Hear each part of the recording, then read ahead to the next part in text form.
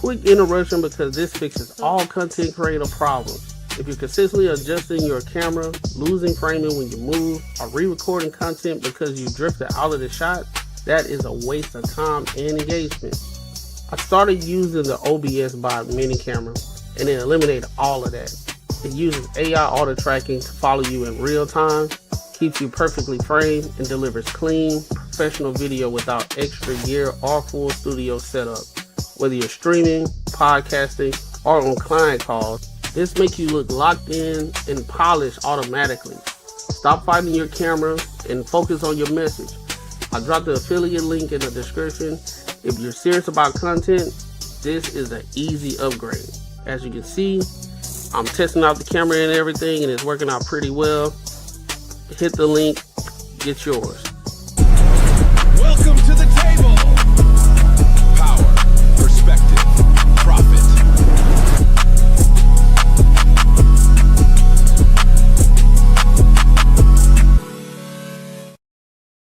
What up, what up, what up? Welcome to another show, one of the dopest shows on YouTube where we talk about everything under the sun, as long as we get back to the money, real conversations, and real solutions. I'm your host, Courtney Egg, and I got my co-host with me, Unbiasedly Raw, Macaroni Tony, and Marcus Courtney. And we got some guests with us today. What's up? What's up? How y'all feeling? Hello. I think I'm going through something like a midlife crisis or shit like that. I don't know. Ashwagandha is good for that. I think you're too young to be going through a midlife crisis. Literally. Listen, I want to go ahead and dive right into the topic. Because it was good before we started the live. So before we get there, make sure you like, comment, and subscribe for the algorithm, and make sure you hit the bell notification. All right. So let's get to this topic because we was having a conversation before we started the live, and Jessica brought it up in regards to midlife crisis. So the question is, do women have midlife crisis? Now, anybody who want to start off can go ahead. I'll start off. I think women do have a midlife crisis. You're not a woman. He said anybody, but go ahead. I thought it was a question for the women. Well, he said anybody. He ain't say, hey, women. I'm just messing with you. Go ahead. No, you got it. I like to hear this take. All right. I think in today's society, more and more women are in the workforce, and they've been doing like a lot of things that men have done before, and they are paying their own bills, doing a lot of stuff on their own. It requires a lot of time to work on yourself and do what you got to do and everything, and then you do miss out on some things, because that's exactly what men used to do back in the day. They used to go to work, work hard, provide for the family and everything, and then they look up, half their life is gone. And then they do some midlife crisis stuff like buying a new motorcycle, go travel, do this and everything of that nature.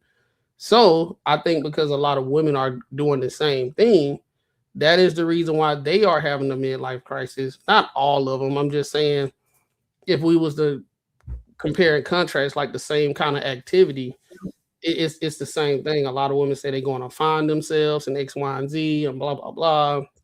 They on a spiritual journey. They go through 2-3 different types of religion and all that type of stuff. So it's like a midlife crisis. And then, but I think what it is, they like to categorize it different because they want to give the details of the why they doing. But nobody ever asks the reason why the man has their midlife crisis. It's just you a man and you going crazy. Instead of actually sitting down like, why are you acting like this? Or why are you doing the things that you do? Why are you making these purchases? And he'll sit down and say, well, I did this, I did that. I was told I was supposed to do this and X, Y, and Z. I had some good times. I had some bad times. And I had to power through it. And I never had really time for myself. So that's the reason why I want to do the things I'm doing. And that's the reason why we always have these conversations, because women do not actually want to have conversations with men. So they categorize men as not a shaming tactic, as a bad thing, as a midlife crisis, because there's some kind of shame attached to it. That's the reason why they don't want to categorize their midlife crisis as such. Yeah, I think for men's midlife crisis, if you want to call it that, it's not necessarily how I feel how women do it, because when a man does it, if he has a family, he's not trying to get rid of his family. He just wants to get some more dope shit. Like he might take a couple of risks here and there. I mean, a midlife crisis could be betting a shit ton of money on stocks, or like you said, buying a motorcycle, buying an old school car, doing shit like that. Not something out of your norm. But when you see, like, I don't think women do that. I think if we would call it a midlife crisis, they getting rid of everybody. Like the kids are out, they're in college. You gone as the man. You're done. Now she's out. She's fucking, hey, I'm going to Costa Rica, hang out, chill, fucking couple months. You know, if you here, you here. If you're not, you're not. It is what it is. But I think men do it just for their pleasure, but not to get rid of their significant other. Well, can I just say this? Okay, so let's define midlife crisis. Okay, so what a midlife crisis? It's a crisis. It's a time of emotional stress and doubt in middle age, and so that's around 40 to 60. So some of the signs are a deep sense of boredom with your daily life. You know, you're probably just like, it's like, what am I doing with my life? You know, this is where I'm at, kind of like what Macaroni was saying. Intense regret over past choices, sudden impulsive actions, anxiety about aging, and pulling away from family or friends. So I think a lot of times men are the ones that are categorized as going through a midlife crisis. Marcus just said that. He said, I'm agreeing. I'm agreeing with that. What you said. I mean, you gave one. I wouldn't say just because somebody's going to purchase, you know, a boat randomly that they're going through a midlife crisis. There's a lot of things that go along with that. But I think the difference. Well, here's the thing, right? So as you age, you have a decline in hormones, which plays a major factor. And I think people just don't talk about that enough. Like men have a decline in testosterone. Testosterone affects so many things. I mean, women have testosterone too, and they have a decline too, but it affects so many things. So I know people who have gone through it, and they're just like, they don't feel like they have a sense of, I don't know, maybe like belonging. Or I agree with Marcus about like a man, if they have a family, they're going to keep their family typically intact, right? They might go out there and do whatever they want to do to get attention from somebody on the outside, things like that. But women, yeah, they will throw everything away. However, it's a little different. It's not just a midlife crisis. It's a shift in hormones. It's still like as you get older. So the decline in hormones affects your brain, it's brain fog. You can go through a depression. Like that could start in their 30s, in their late 30s, and it could be a 15-year span. Was that one of the things that's on the list of the categories of midlife crisis hormones? I think only the testosterone will affect in the man is him not just want to have sex as much.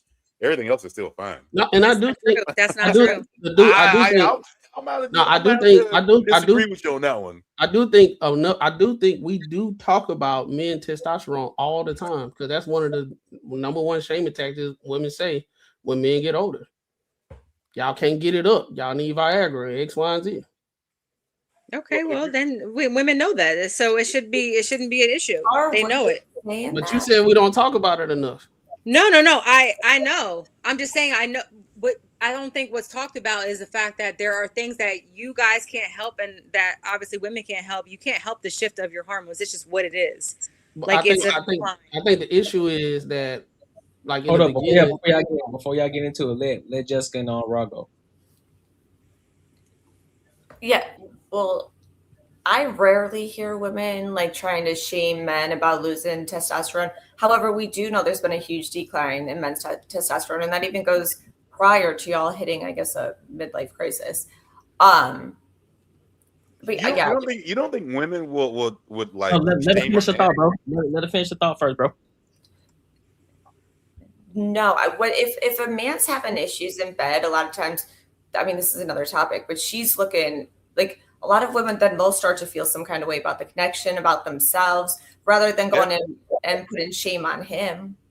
But that's what puts shames on the man, because they're like, oh, it's something wrong with me. It's like, ain't got shit to do with you.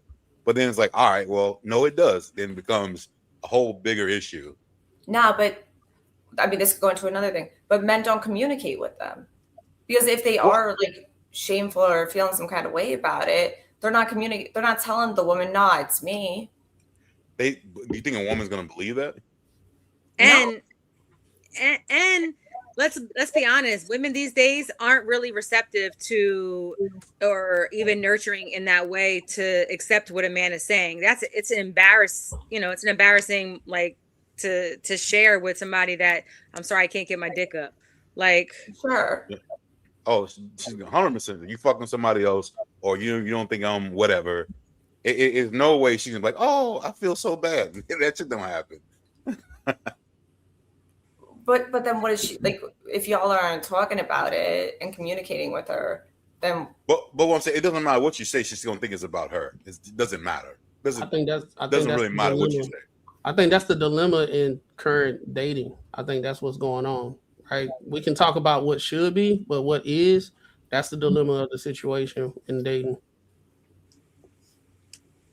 or in relationships. I mean, shit. Everyone got drunk a couple times and like, yeah, I'm cool. And guess what? That shit didn't go well. You know what I mean? Come on. right. We can all we all been through that before. but even I feel like even on the other side, like a lot of times I don't think men truly understand the opposite, that when a woman is having this emotional like attack. I mean, women are emotional anyway, right? So we already know that. But now when you have that decline in your hormones, testosterone, progesterone, estrogen, now you might not get wet down there, right? So now it might be painful to have sex. You don't feel like, you don't even know who you are. You feel, I mean, I'm just saying there is lube, you know what I mean? There's lube, there's O shots, so you can rejuvenate your, girl down there. But there are things, but I think that if you know this, like this is not like, I don't know why people act like, oh, we get in this relationship now all of a sudden there's a shift. Who are you now? Like if you plan to have longevity with a person, you know that these things are going to be things. It's going to come up. So like, let's be ready for it. You would think so. Yeah, I think that's a lot easier said than done. Yeah, that's a should. Most people aren't thinking about that when they're in a relationship. They aren't thinking about what's to come in the future, the things that you're going to go through. But ultimately, though, if you ask me, all of it is the same. But the difference that I'm hearing is women just have a scientific term for midlife crisis versus men. Men don't have a scientific term. It's just midlife crisis. You guys have menopause, because what it sounds like to me is there's a decline on what's going on. Your hormones are shifting as you get older. Men don't necessarily have that because you guys have a reason for the menopause. There's many different factors, but men have it too in the decline. So our emotions, our hormones change and different things like that. So that's what it sounds like to me. That I'm hearing. That's what I don't know, because that's what I said before. That's what I said. Like it's a negative connotation on midlife crisis. Women do not like to associate themselves with shame. So if they say it in a different way, but it's the same thing, they feel better saying it in a different way. No, I just that's literally what's going on right now. Y'all literally said when you get a certain age, your hormones change. You start thinking about stuff different. Even when Marcus gave an example of saying like they'll clear the whole family. Men usually don't do it, but y'all will. I mean, we said, oh yeah, you read the definition of it, and that's one of the things, disassociation. I said some things. Basically, we said the same thing that was in the description of midlife crisis. But like Courtney said, because y'all have a technical or a biological attachment to it, it's different. But it is the same thing, because I hear women all the time saying they're going out to find themselves when they get a certain age and saying, hey, I spent all my life doing X, Y, and Z, getting with these guys that ain't got what. Shit. D.L. Hughley daughter was saying that she used to mess with guys with dirty socks and all this type of stuff. So she got to a certain age and she like, I need to find a real thing because I'm at this age. I don't have time. I don't have time to be dealing with these dudes that's not intentional. That's literally, and even I guess though, if you want to say that, if you want to say it like if you want to say it like that, like some of the same because I effects. think I think what y'all's I think what you guys are doing are speaking from a place of technical. But if we look around the world and hear what a lot of women saying, we will associate that as a midlife crisis. If Oh, you're saying the things that would be under the umbrella of a midlife crisis by so definition. you're saying that women saying that they're going to date more intentionally is a midlife crisis? No, now add a little bit more to that of what I said. Which part? You said a lot. I said at a certain age. It's not because if you're 29 and dating intentionally, that's totally different from somebody near menopause and saying, this is What's how I saw my life. I felt like I was going to be at a certain age and being married and have kids. Now I'm dating intentional because I made all these mistakes and I don't have time to be dealing with guys that's not intentional. But being intentional is not a crisis. I would say it's not. Yeah. It's different from a crisis. So I think that But when a based person, off the definition, you're moving because the age of the time, and you have regret of the things you did before and the decisions that you made in the past. Now you're at a certain age. I mean, I don't mean to be like, but that would almost be a good thing. But I don't think that's what women are doing. I mean, no. I'm not saying it's a bad or good thing. I'm saying what is. But no, that would if they weren't dating intentionally, like for the right thing. I mean, it would be a good thing. But I don't think that's what if they hit that mid. I think it's more like, yo, I wasted my whole time being this and this and this. I want to do shit for myself. I don't really think it's like I want to be like now date intentionally because that would be the smart thing to do. But I don't think that's really what they're doing. But at the same time, you have to put the variable of the age and the time. That's what we're talking about. It's like we're taking that away and we just listening. We just trying to put in dating intentional. No, the context of it goes along with the context of the definition of the reason why they are dating intentional. It's not because they came from a background and they saw their mom and saw their dad. So I'm being intentional because I see other women making bad decisions, getting with certain guys. They making the same decisions of them. And then they get to a certain age and they say, hey, I'm at this age. It's time for me to make different decisions because previously I made wrong decisions. Now I'm at the age I don't have time to deal with AS dudes that's wasting time in X, Y, and Z. So I'm gonna just break it down from my perspective. Women don't have a midlife crisis. Their whole life is in crisis. And what Macaroni's trying to do is talk about midlife repair. Midlife repair. Midlife Once repair. they get tired of living in turmoil, now they're trying to repair on the back end. They're always in crisis. They have a period. We overcoddle women for a good reason. I mean, we like them, so we overcoddle them. But they do a lot of complaining their whole damn life. They have to discuss and deal with it, whatever. There's a burden of performance on men to where women, okay, once they hit puberty or whatever, everybody starts coddling them. Yeah, you got your creeps and whatever that try to prey on them, but for the most part, everybody coddles them. It's the reason why a woman can go punch damn near Brock Lesnar in the face right now, and the skinniest dude in the neighborhood will go and try and fight him if he tries to do something back, knowing good and damn well she's been antagonizing the shit for the past 3 hours. So they get older and menopause hits and all that, and they run out of steam in the cooter and whatever, and now they trying to do midlife repair. They shit been in shambles. That's why they tell you that you sassy if you try to find peace. Peace gives them anxiety.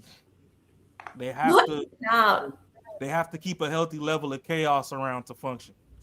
Men, on the other hand, we have a burden of performance on our shoulders to where we always got to look out for the next person, look out for this, for that, whatever. If y'all want us to start dating y'all at the age of 16, let's just say, let's throw that in high school, 16 or whatever. Y'all still not going to go for the broke dude in school. Y'all going to go for the dude that got a little bit of money. He got to at least be able to buy you a rose every other date. get you some pizza slices or whatever until he graduates to something else. So there's a burden of performance. So what happens is when we're both kids, women have their dreams, or I should say girls, because you're not women yet. Girls have their dreams, boys have their dreams. Boys, we done had the Lamborghini posters on the wall, the big ass mansion, all this other shit. We had shit that we aspired to go get.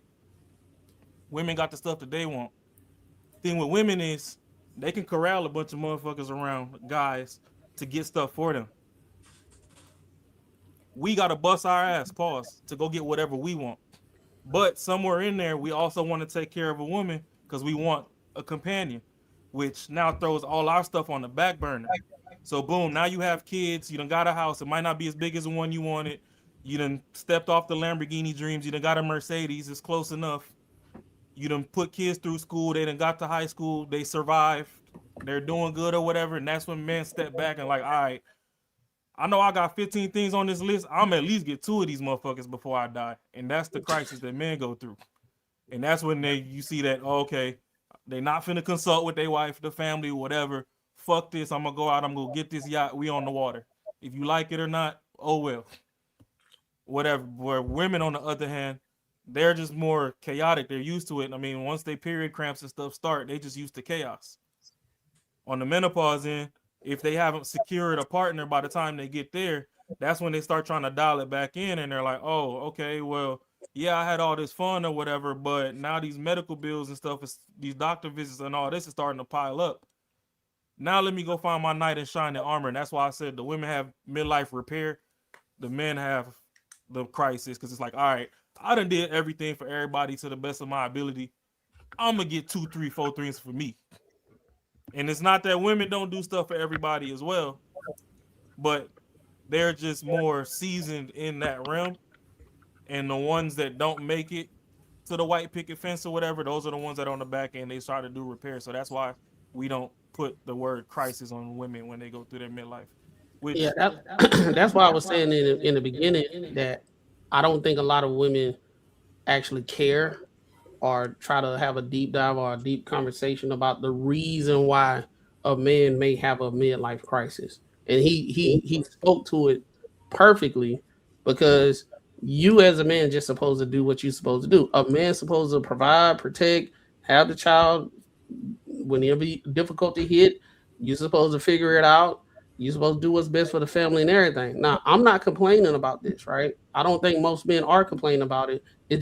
I'm just saying what is, and when we do what we supposed to do. But just like what he said, I had like 15 things I wanted to do. I'm about to knock out about 3 of these. If I'm about to buy me a motorcycle, I'm about to buy a motorcycle. If I'm about to put some stuff in stocks, I'm about to do that. If I never been outside the country because I've been busting my behind this whole time trying to do everything, I'm about to go do this, and I'm going by myself, and I just want to kick it and everything. Now, because a lot of women don't have the lens or the reason why, it just looked like a man just sporadically looking like my life is on the decline. I'm just finna make these crazy decisions and just do all this stuff. That's what a lot of women see it as. I think. Oh, go ahead.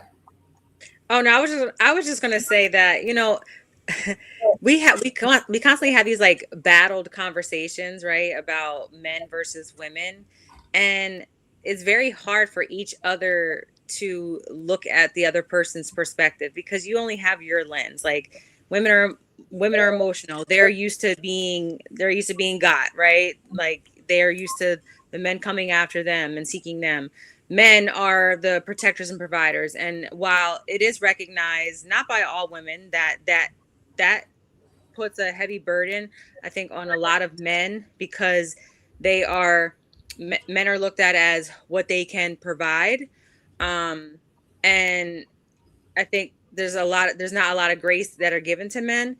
But one of the things that Raw said was, you said the ones who don't make it to the picket fence are the ones that are having the midlife repair. I'm glad you said that because I think there's different categories of people. If we're talking about people, whether, say you're from the hood, yeah, you're constantly in crisis. I feel like, or, if that's the environment that you're in, you are going to be in crisis, right? You're not always going to get that that man that's going to protect and provide, because they're not all, they don't even know how to do that. They haven't had good examples, right?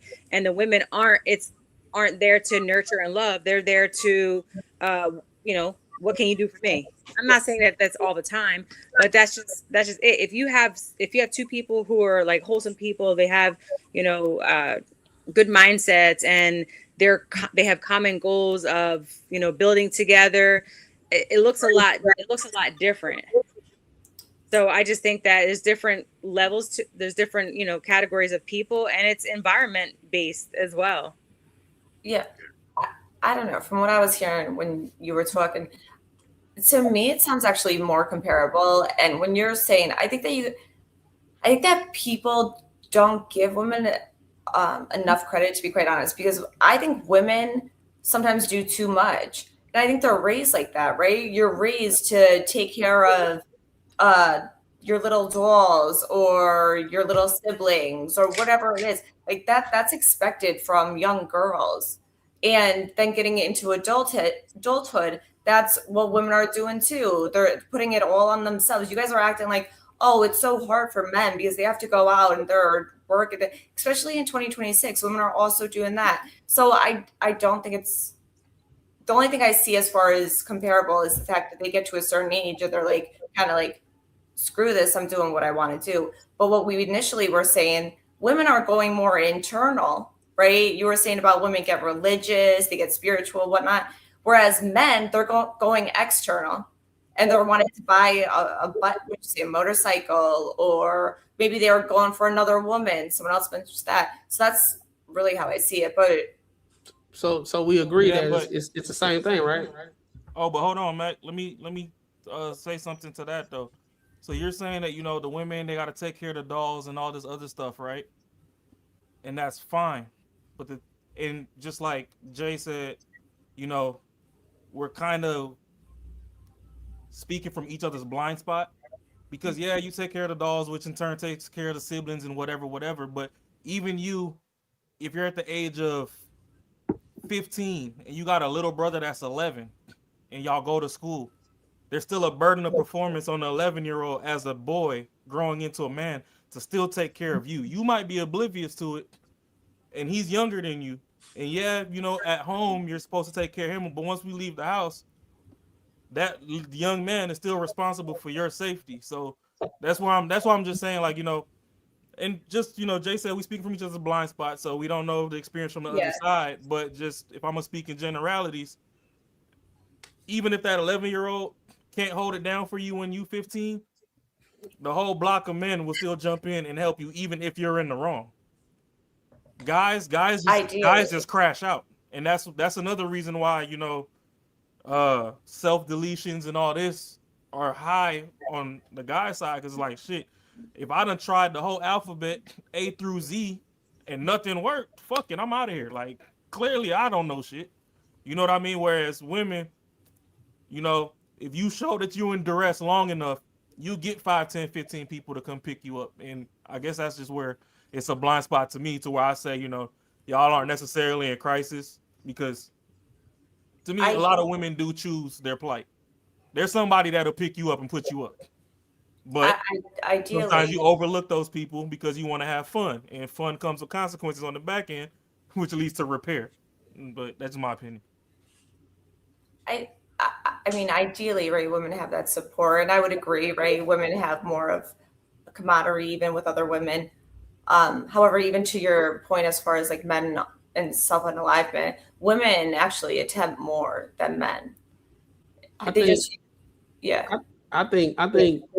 what's going on, and this happens a lot,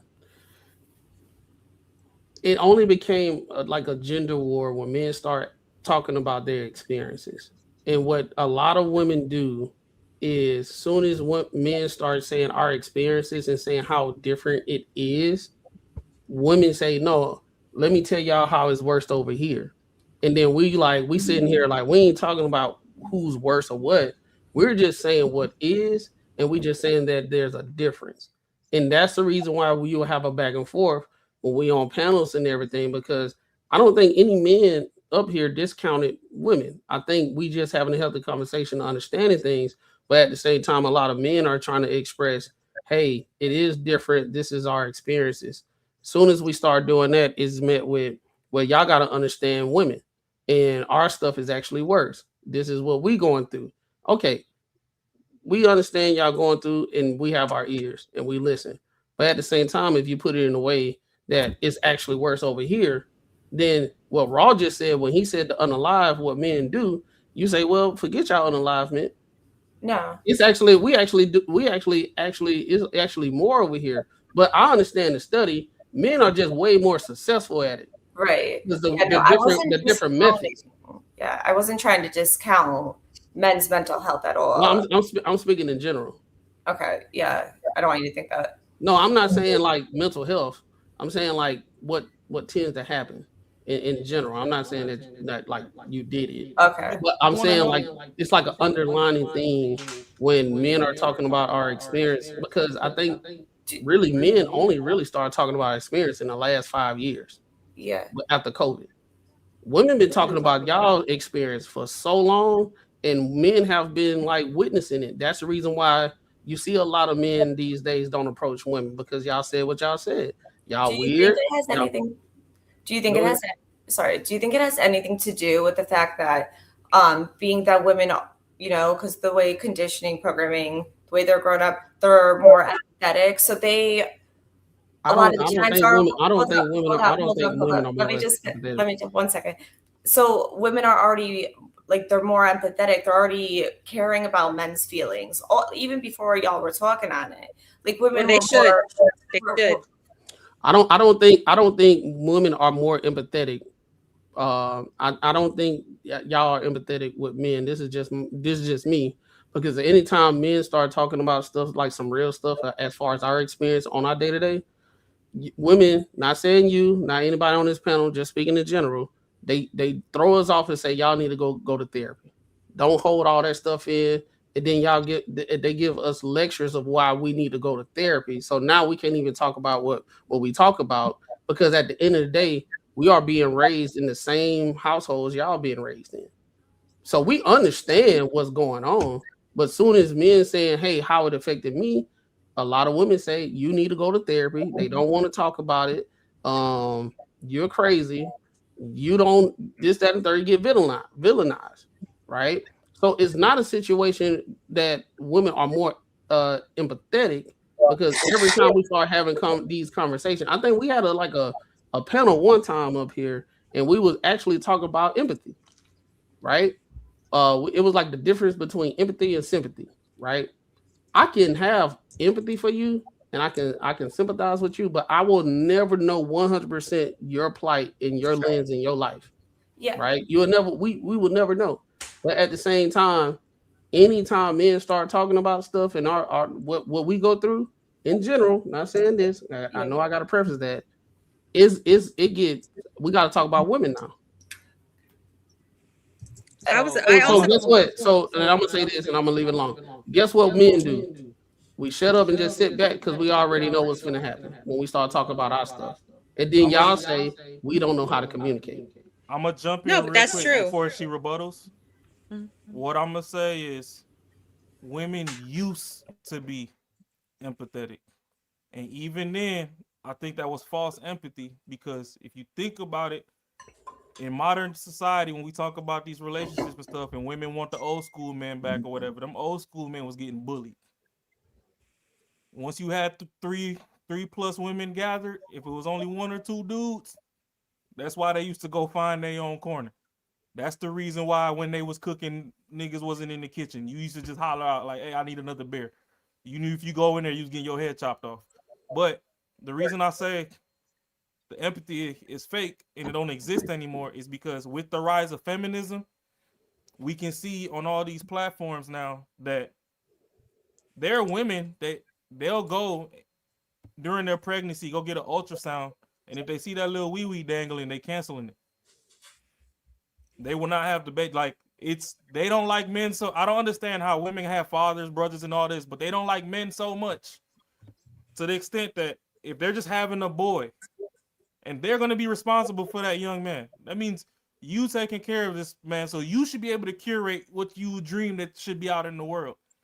They would much rather delete that child than bring it to term and have a go at, you know, turning that child into a successful product of society. So I don't I've never think heard. empathy I've never should heard exist. that.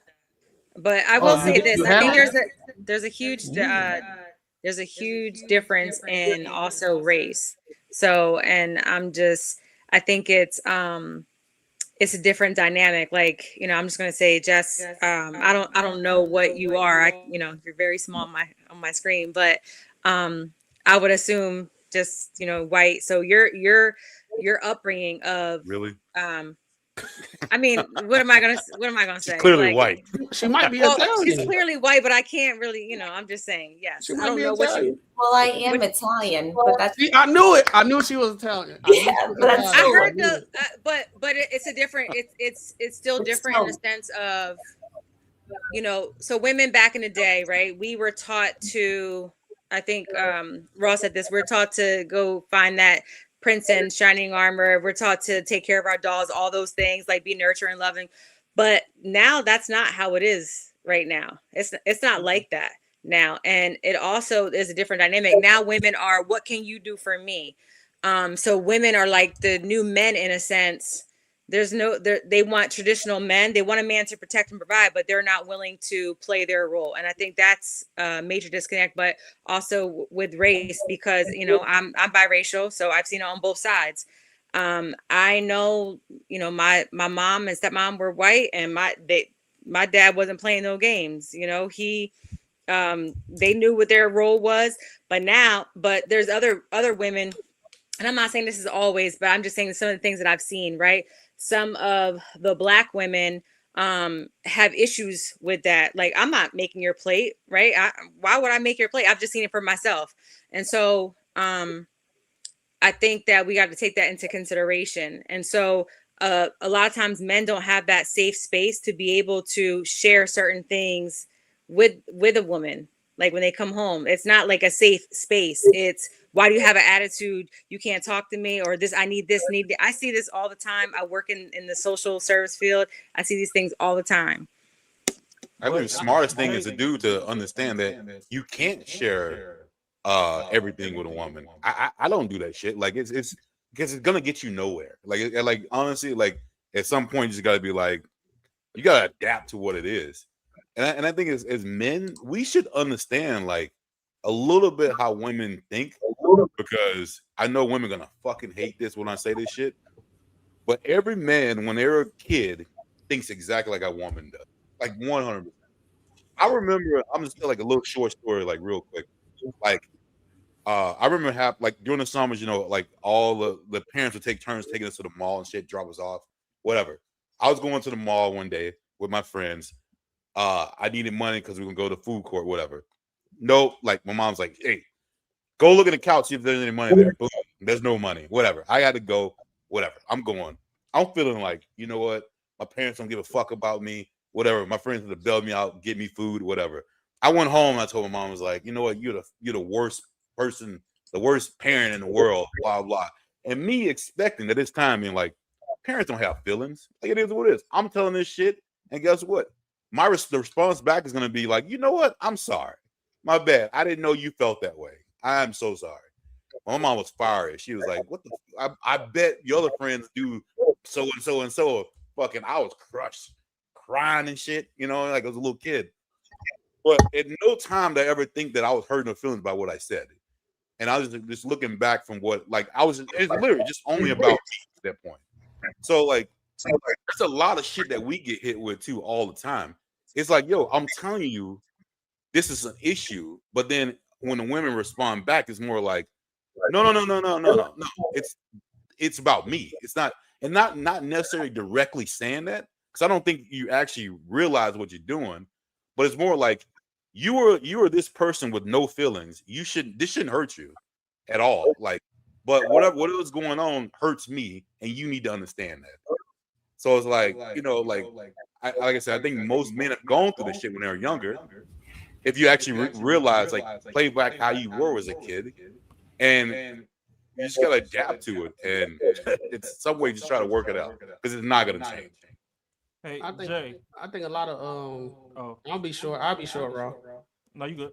I think a lot of women ride the coattails of what used to be of women. Those women back in the day say women, they are empathetic. We do this. We make a house a home.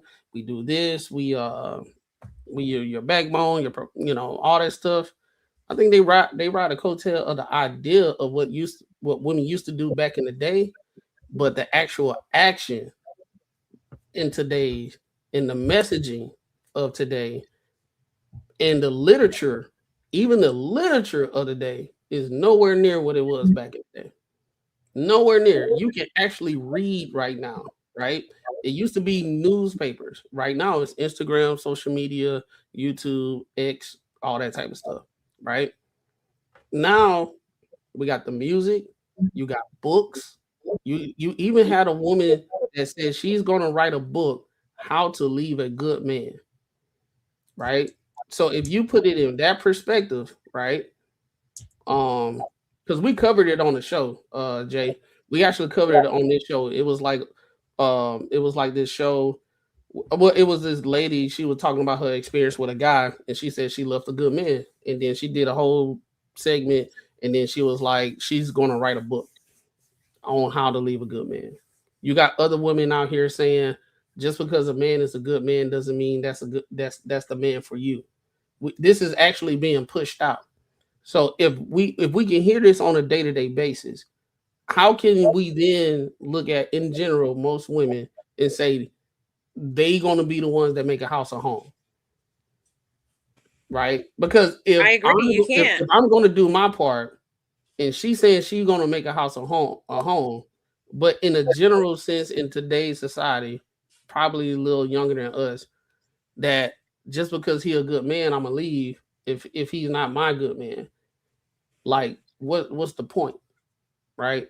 Now I ain't saying like all fail, like men shouldn't try to get married and nothing like that, but it's just one of those things when we have these conversations. And like I said, men only been talking about what we've been talking about for the last 5 years. Well, men shouldn't be as chivalrous as they try to play old school and like I'm gonna take care of everything. I think at this point in life, the climate and how everything is, no man should say, you know what, I want to be equally felt like I'm important and she's important, and I'm gonna take care of everything. I think that's bullshit. I think we already know how things go. She's definitely gonna put in her work, because at the end of the day, like I just would never.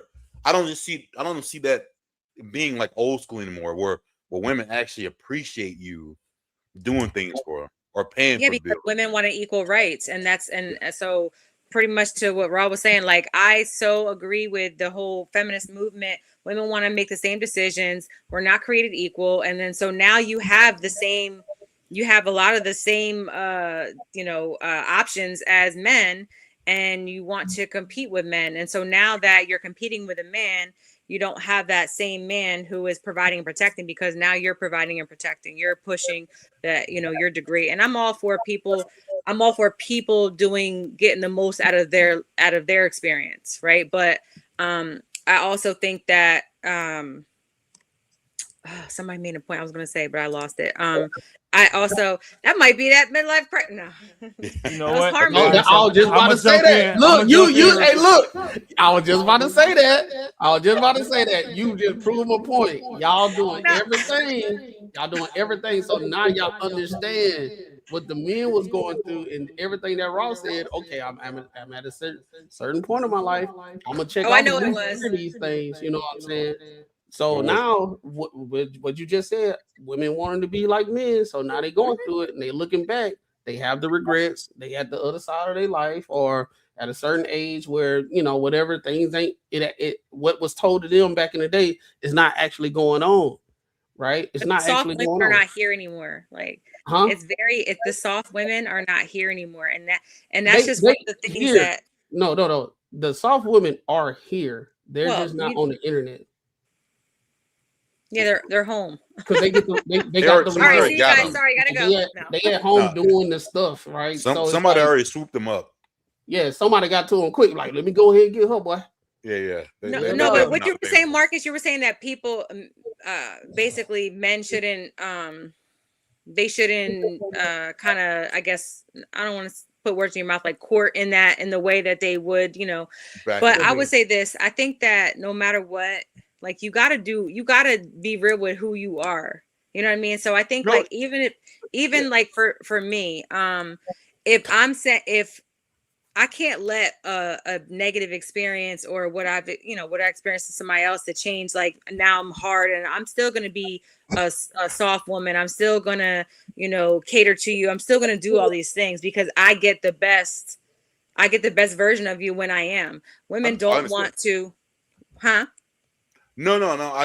I agree with you. Yeah, women don't like, want to lay down anymore because they're not emotionally tied to somebody. When, to be honest, if you fulfill that duty, you have no idea the level of attention that you get from your man. So I think two things could be like, could work out. So like I'm saying you have to evaluate the situation. For me, it could be two ways.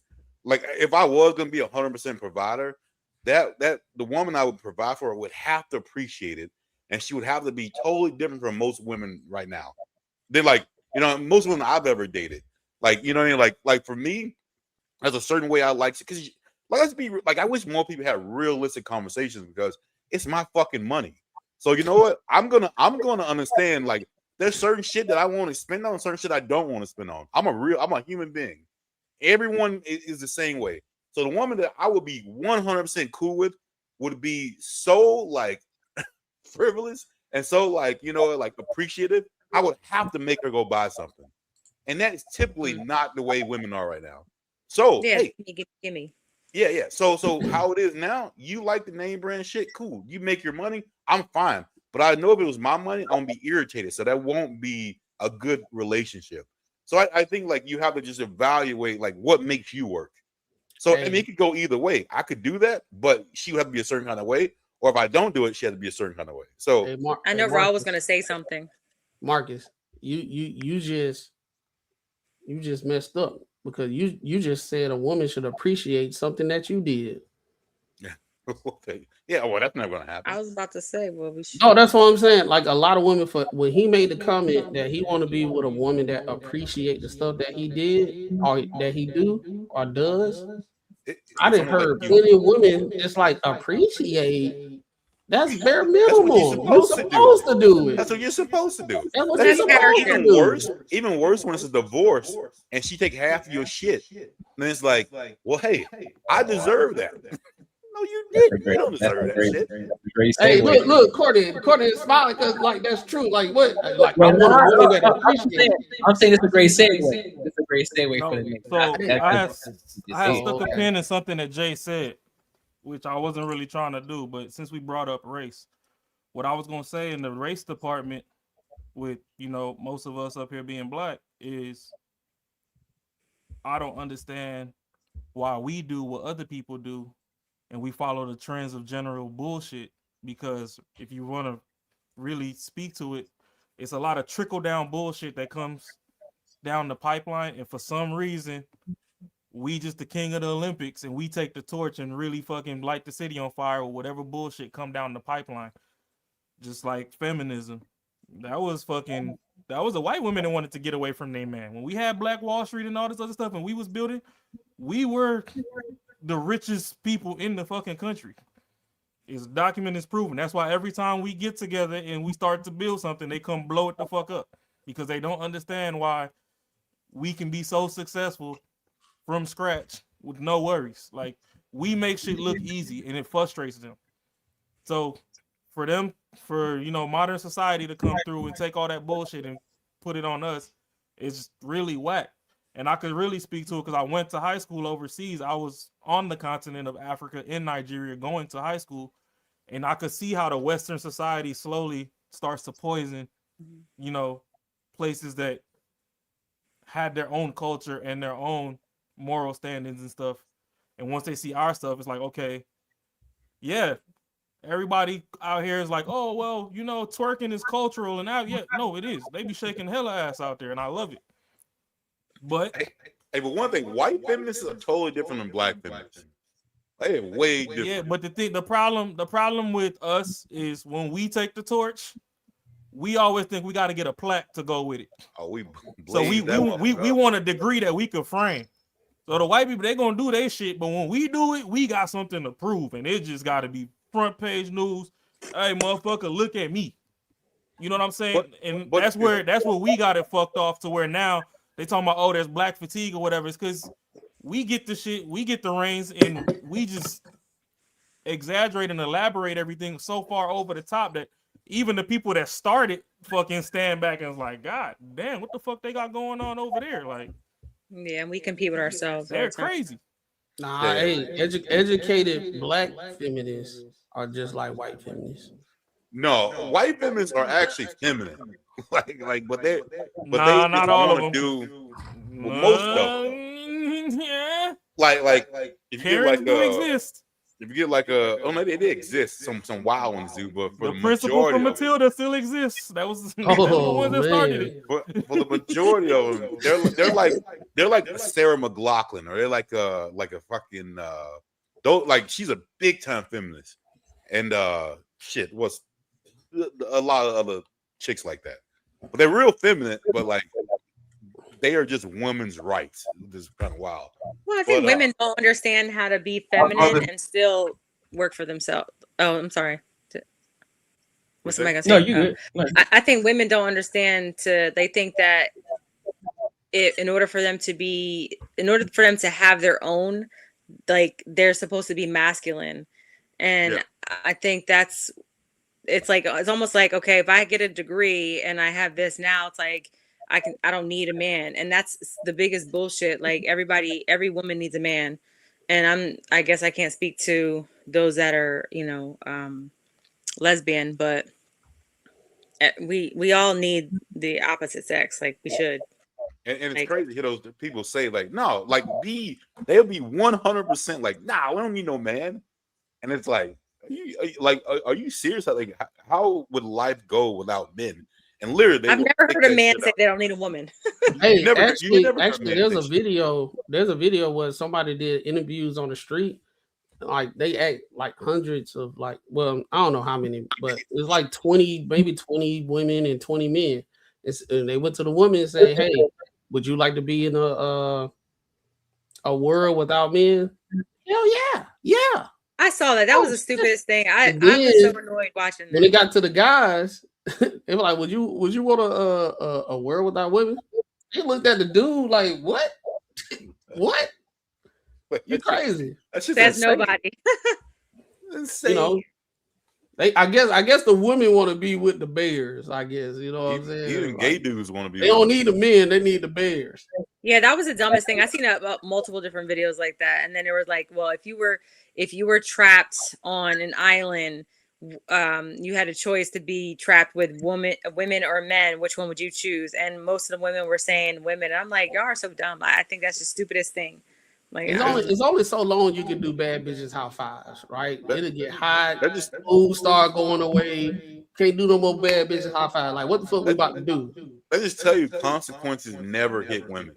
Like women don't get consequences, because consequences will fucking bring your ass to real life. It's almost like every time you see like these traffic stops and these motherfuckers go crazy and they get hit with that taser, fucking they wake the fuck up. They're like, oh shit. It's like motherfuckers never get fucking real life shit. No, hold on, bro. We gonna get to it. So let me read the super chat because I saw it. All right. Let us end this topic and then we'll answer that question. Super chats. Make sure y'all like, comment, and subscribe for the algorithm, and make sure y'all hit the bell notification. Let's read these super chats real fast. Yeah, you right, man. Making money is me, man. 10 years, man, you're gonna have matching Benzes. 10 years. I think more like 10 days, man. 10 days.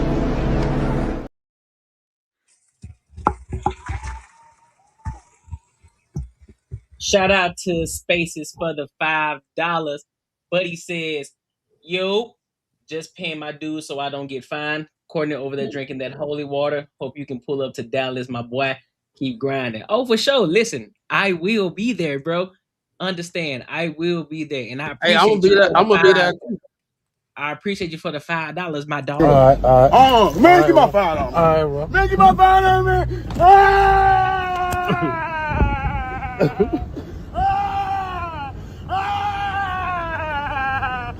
Give my $5. Give my $5. Damn you. All right.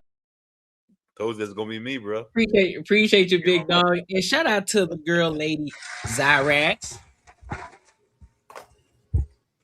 She said, well, appreciate you for becoming a member. I appreciate you. You already know we love it. We love it over here. Shout out to you again, Lady Zyrax, for the $2. She says, enlighten us on what's wrong with feminism again, please. So anybody want to enlighten her on what it is? Go ahead, Rob. All I'm gonna say is, what's wrong with feminism is y'all turned it into a hate campaign. If y'all can remove the hate and actually let's start addressing some bullet points, it might be all right. But y'all turned it into hate. So that's what's wrong with it. I ain't got to elaborate.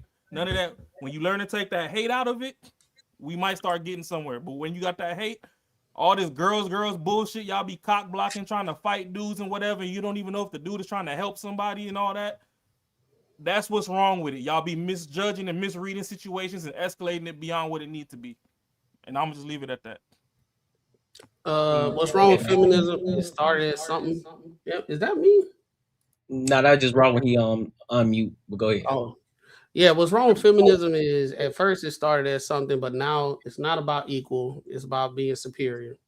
As we see on a day-to-day basis, there's always the negative campaigns that women are doing better than men. It's not a situation where we're hating or nothing like that. But at the end of the day, on a day-to-day, and you sitting there just as a man, you just doing what you're supposed to do, and women shitting on it all the time, it gets to a point like, is this feminism, right? Y'all advocating for stuff that's not conducive for y'all. Y'all got people in a certain community calling y'all cis women instead of being just women. That's where we at right now. Oh, that pisses me the hell off. Right? So you got that pisses me the you got hell people off. of a community telling y'all what y'all Should. should assign yourself when y'all are women that from beginning all the way to now, they telling you how to re-categorize yourself. When Like, you I'm not as a just a woman woman. deal with you as a woman been dealing with what you've been dealing with since birth. You sis. And now it's one of those situations that somebody say, you know what, I'm about to transition, but I'm about to call all y'all sis and y'all jealous of us. That's where it's at right now. But they're called there's no pronoun, right? They're just women. But then y'all sis. That's how you That like shit determine the sounds difference. so- It's so crazy as fuck. stupid. And Like, everybody how gets women to go do what along they with that want to shit. do. How women go along with that shit is fucking it boggles my mind. I know. I would be so pissed if a white dude say, "Yo, man, I'm black." I'm like, "Yeah, brother, you black." And also, get the feminism, fuck out of here. Feminism have gotten y'all to a point where y'all can't even appreciate a man. And y'all can take it how you want or whatever. I know y'all gonna be talking about all these ain't shit guys or this, that, and the third. We talking about can't even appreciate a good man because, like I said in the beginning, it's a woman creating a book how to leave a good man. Go ahead. Go ahead, Jake. I don't even get it. Go ahead. No, go ahead. No, I was gonna say there's this like little video, and there was this guy on, I think it was on TikTok, and he was I don't know if he's going through the change or what. I don't know. He has Adam's apple. Okay, he looks. Oh, sorry, it's my granddaughter. Oh, you wanna say hi? Is that gonna get some likes? I helped you. Can I help you? Mommy. She wants to help me. Can she help you? You can't help me, baby. Sorry. She doing all that so she can get something to eat from grandma. She know who to ask to get what she want. Don't call me grandma. Give her $2. Don't call me grandma. Honey. She want the ice cream. It's honey. So no, so this video, this guy was he was going to different restaurants and he was getting so mad because he has a masculine voice but he was dressed up as a woman and had makeup on, and he was just, and they were calling him, like they were saying, "Oh yes sir," and he was getting so mad, and I'm like, You are so stupid. Like, you sound like a man. They're respectfully addressing you, but that's still not good enough. And then it's like, oh, women don't own periods. Like, how you guys get to say, like, just because you're a woman doesn't mean you get to own a period. It's like, what? Yes, ma'am. I think Candace Owens, even though I don't like a lot of shit she says, has the best view on that shit. Like, I'm not gonna fucking change my shit the way because you want me to adapt to how you're feeling. Fuck that. I'm not changing my reality because of you. I think the problem, I think that a lot of times too, when it comes to feminism, it always has to involve a man in regards to what he did wrong, or there's some sort of competition that comes along with it. It's like, listen, Shorty, we're not in competition with you. We ain't even on the same playing field. You are great at what you do as a woman. We are great at men as what we do. We are not supposed to be the enemy in this aspect. If you want to, I would be 110% honest with you. There are a lot of men who want you to be great. Most men want you to be great. We're not your enemy. But the fact of the matter is, when you come at us and tell us, oh, you know what I'm saying, you're doing the bare minimum, or these men ain't ish or whatever. Now, when you start to attack us, guess what we gonna do? It's like, okay, well, we getting tired of hearing you talk about us. So let me tell you about the gripes of you. Let me tell you about yourself really quick. And then you don't like that. That's the problem with feminism. It's not no man is holding you back from being great as a woman. We want you to be great. Most men, y'all talk about how great y'all are when you got your jobs, you got your own. Most men love that. Cool, do your thing. But just don't try to compete with me. If anything, if anything, you're gonna be with me, we're gonna do this thing together. 2 is better than 1. But if if my biggest enemy is the person that sleep next to me, then we got an issue. Yeah, and I think that, like, I just was talking about this a lot of times, women wear like their I don't want to say careers as a badge of honor, but it's like, I have a degree, and it's like, I should be highly sought, but it's like men are saying, no, we don't care about how much money you make. We're not focused on the fact that you're making, I don't know, $200,000. Like, we want still a woman that's going to be soft and loving and nurturing and have a safe space for us and do all the things that, a woman should be doing. Like, we don't need that status. Yeah. Kim West in the chat, she said, look up Google for the definition so we can get an understanding, so we know what it is. Let me enlighten you that we know the definition. What we are talking about is the snowball effects of the definition. We're seeing the results of it. The definition is one thing, but then if you want to have a conversation of what the result of that is, and we having a conversation of seeing things that's going on that even women don't even like, that disassociate themselves from feminism because they seeing the result from it, and it's a negative it's just a negative thing, right? So if we see the snowball effect and we call the snowball effect out, why are you telling us to go to the top of the chain to address that? Why can't we address the things of the effects of it? Why can't we talk about the effects of it to the point that of how it affected us on a day-to-day basis? Right. Well, the sad part about it, she's still saying that we don't know the definition. Right? Right, because they're different. The definition and the practice is 2 different things. We know what the definition is, but the bullshit that y'all leading and have the headway out in the media with this shit is way fucking far south from what the fuck is supposed to be. And then even when y'all got men on y'all side that's allies with y'all, trying to fight with y'all to get y'all what the fuck y'all say y'all want, y'all still demonize those motherfuckers because y'all don't know what the fuck y'all want when the sun go down. That's what the problem is. We know what the definition is. We know what it's supposed to be. But we also know that when we walk outside, what the practice is ain't it. Just like all y'all was marching, screaming Black Lives Matter and all this shit, and you found out it was some lesbian women trying to get money to get a house with some white security guards. The damn security wasn't even black. Like, let's stop the bullshit.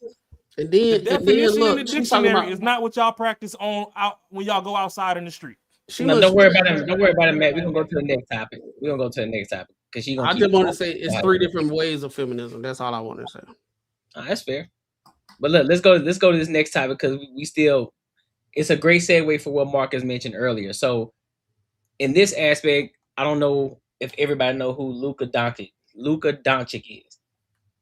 That's the NBA phenom for the LA Lakers who once played for the Dallas Mavericks. Him and his ex-fiancée are trying to settle for $50 million. Now here's a caveat. She wants $10 million for the kid for because they have 2 kids together. She wants $10 million for the kid, but she wants $40 million for herself. So let me pull this up so that way we can get. Let me pull it up real quick so we can get a better understanding. So here we are. So Luka Doncic's ex-wife, Anamaria Goltes, says she wanted to settle their issues amicably. But TMZ Sports has learned she's taken their fight to Slovenia. And as far as she's concerned, the cost of the settlement is $50 million. So sources with direct knowledge tell TMZ Anamaria has filed a new claim in Slovenia, and she is seeking $40 million for herself. We assume the remaining $10 million is for their 2 daughters. Luka has said he'd do anything for his kids, so $10 million may be realistic for them, but the $40 million is a whole other story. And so we're also told she wants to strip Luka of some of his custody rights. Currently, he has the kids at least 2 days out the week, and she wants to reduce it to 1 day of the week.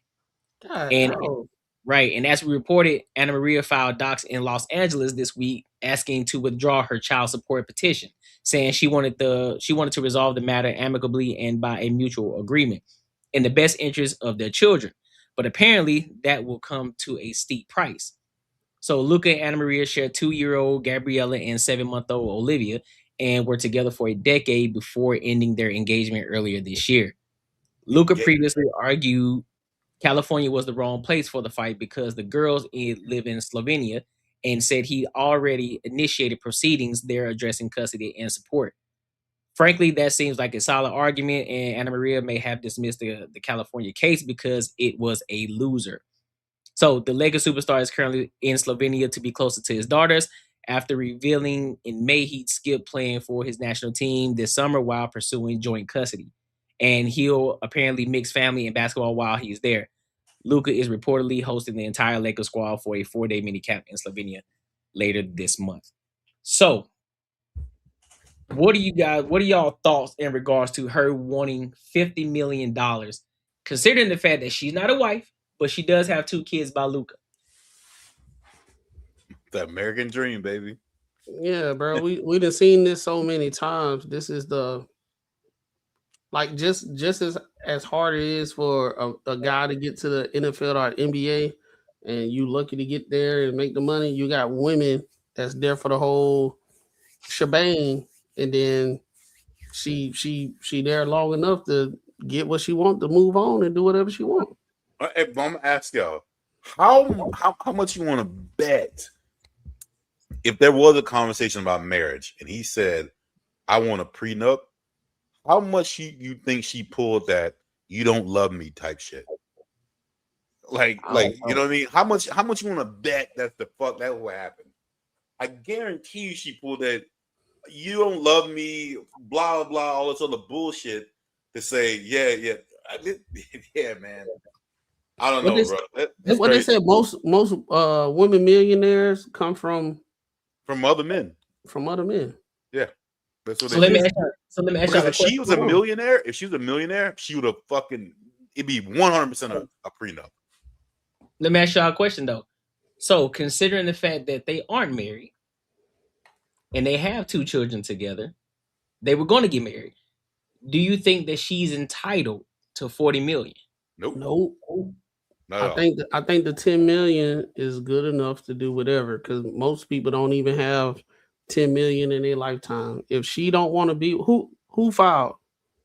Oh, they ain't even married. They're not married. They just broke up. She take her ass on somewhere, bro. But wouldn't the logic to be whoever has the most money keeps the kid? She need to take her ass on. Well, no, I don't necessarily agree with that, because you also have to have the time with them. But I think that this is what's disturbing to me, and I don't obviously know their situation really, but the fact is now you're trying to reduce his time. I think that is the biggest bullshit that I've seen a lot of women do is you're decreasing the time. If he wants to see his kids 2 days a week, let the man see his kids 2 days a week. If it's an inconvenience, if you're asking for $50 million, and most likely you're probably going to get something close to that, whatever, then you can afford to, I mean, get the kids there. Like, I just don't understand that part.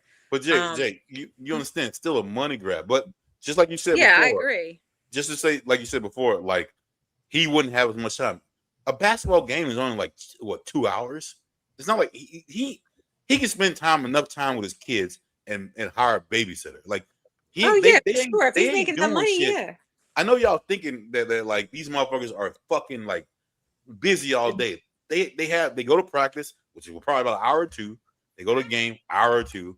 He can definitely hold a relationship with his kids. So the reason that like these people are saying that he shouldn't have the kids, believe me, he probably have the best nannies or whatever they can afford. Cut her ass out of it. Fuck it.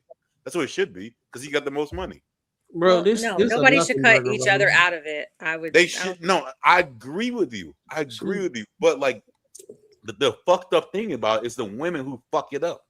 Yeah. This is the whole thing who fucks up. I guarantee you, if it went across the board to where you got 50-50 custody, most men who complain about the deleting of a infant or whatever would not give a fuck. They'd be like, yo, I get 50-50.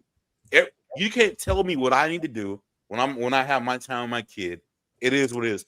There would not be this much shit going on. Most dudes would own up to responsibility responsibility and be fine with it. But most men are more successful for raising children. Yeah, not even besides that. It's not even besides that. Like he could be a broke ass, and he still says as long as she ain't got shit to deal with it, they will still take their responsibility and make it work.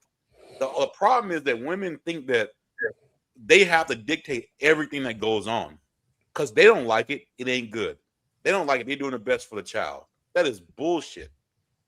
That's bullshit. Just let them fucking. Like, is he abusive? Kids. Like, is he? Like. Some people in the comments. This whole shit would not be going on about like talking about deadbeat dads and all this shit. I guarantee you, motherfuckers would take their responsibility. The woman wasn't like if they didn't have that sort of power. Some people in the comments are saying that they don't feel bad for him because you go raw dog in her and complain about child support. That's bullshit. If you hold on. First of all, this is my problem with the literacy and attention span these days with people. Literally, we covered this, and it literally said that he don't have a problem paying for the children. The issue is she asking for $40 million outside the child support. So the built-up frustration and all that stuff, y'all can just keep that at bay. I want y'all to actually engage into the topics that we got going on and stop trying to project your feelings on the bullshit you got going on in your life. But what is he's giving her $40 million to afford? No, I'm saying, like, what would he be giving it to her to afford a lifestyle? If you're no longer together, like when I split up with my ex, I didn't ask for a dime. Like, he was in my daughter's life and he took care of her. I asked for a dime. We co-parented and that's it. She spent time with both places. I just don't understand like the money grab.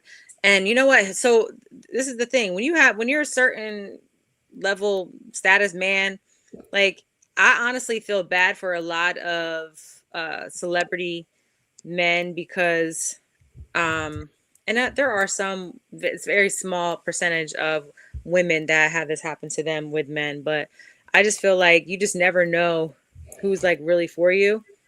Yeah. And who's gonna the money grab is they are separating for whatever reason, and she understands that she's not going to get the lifestyle that she used to anymore. So she asking for the most amount that she feel like sufficient for her to keep on that lifestyle. That's all. You got to go to work. Go to work. She don't know. You got to think about it. She going to work making. Let's say we gonna give it to her. She making $100,000, right? What kind of lifestyle she gonna have based off what she's actually in right now. That's the That's what reason why happens when you leave the person, you leave the lifestyle.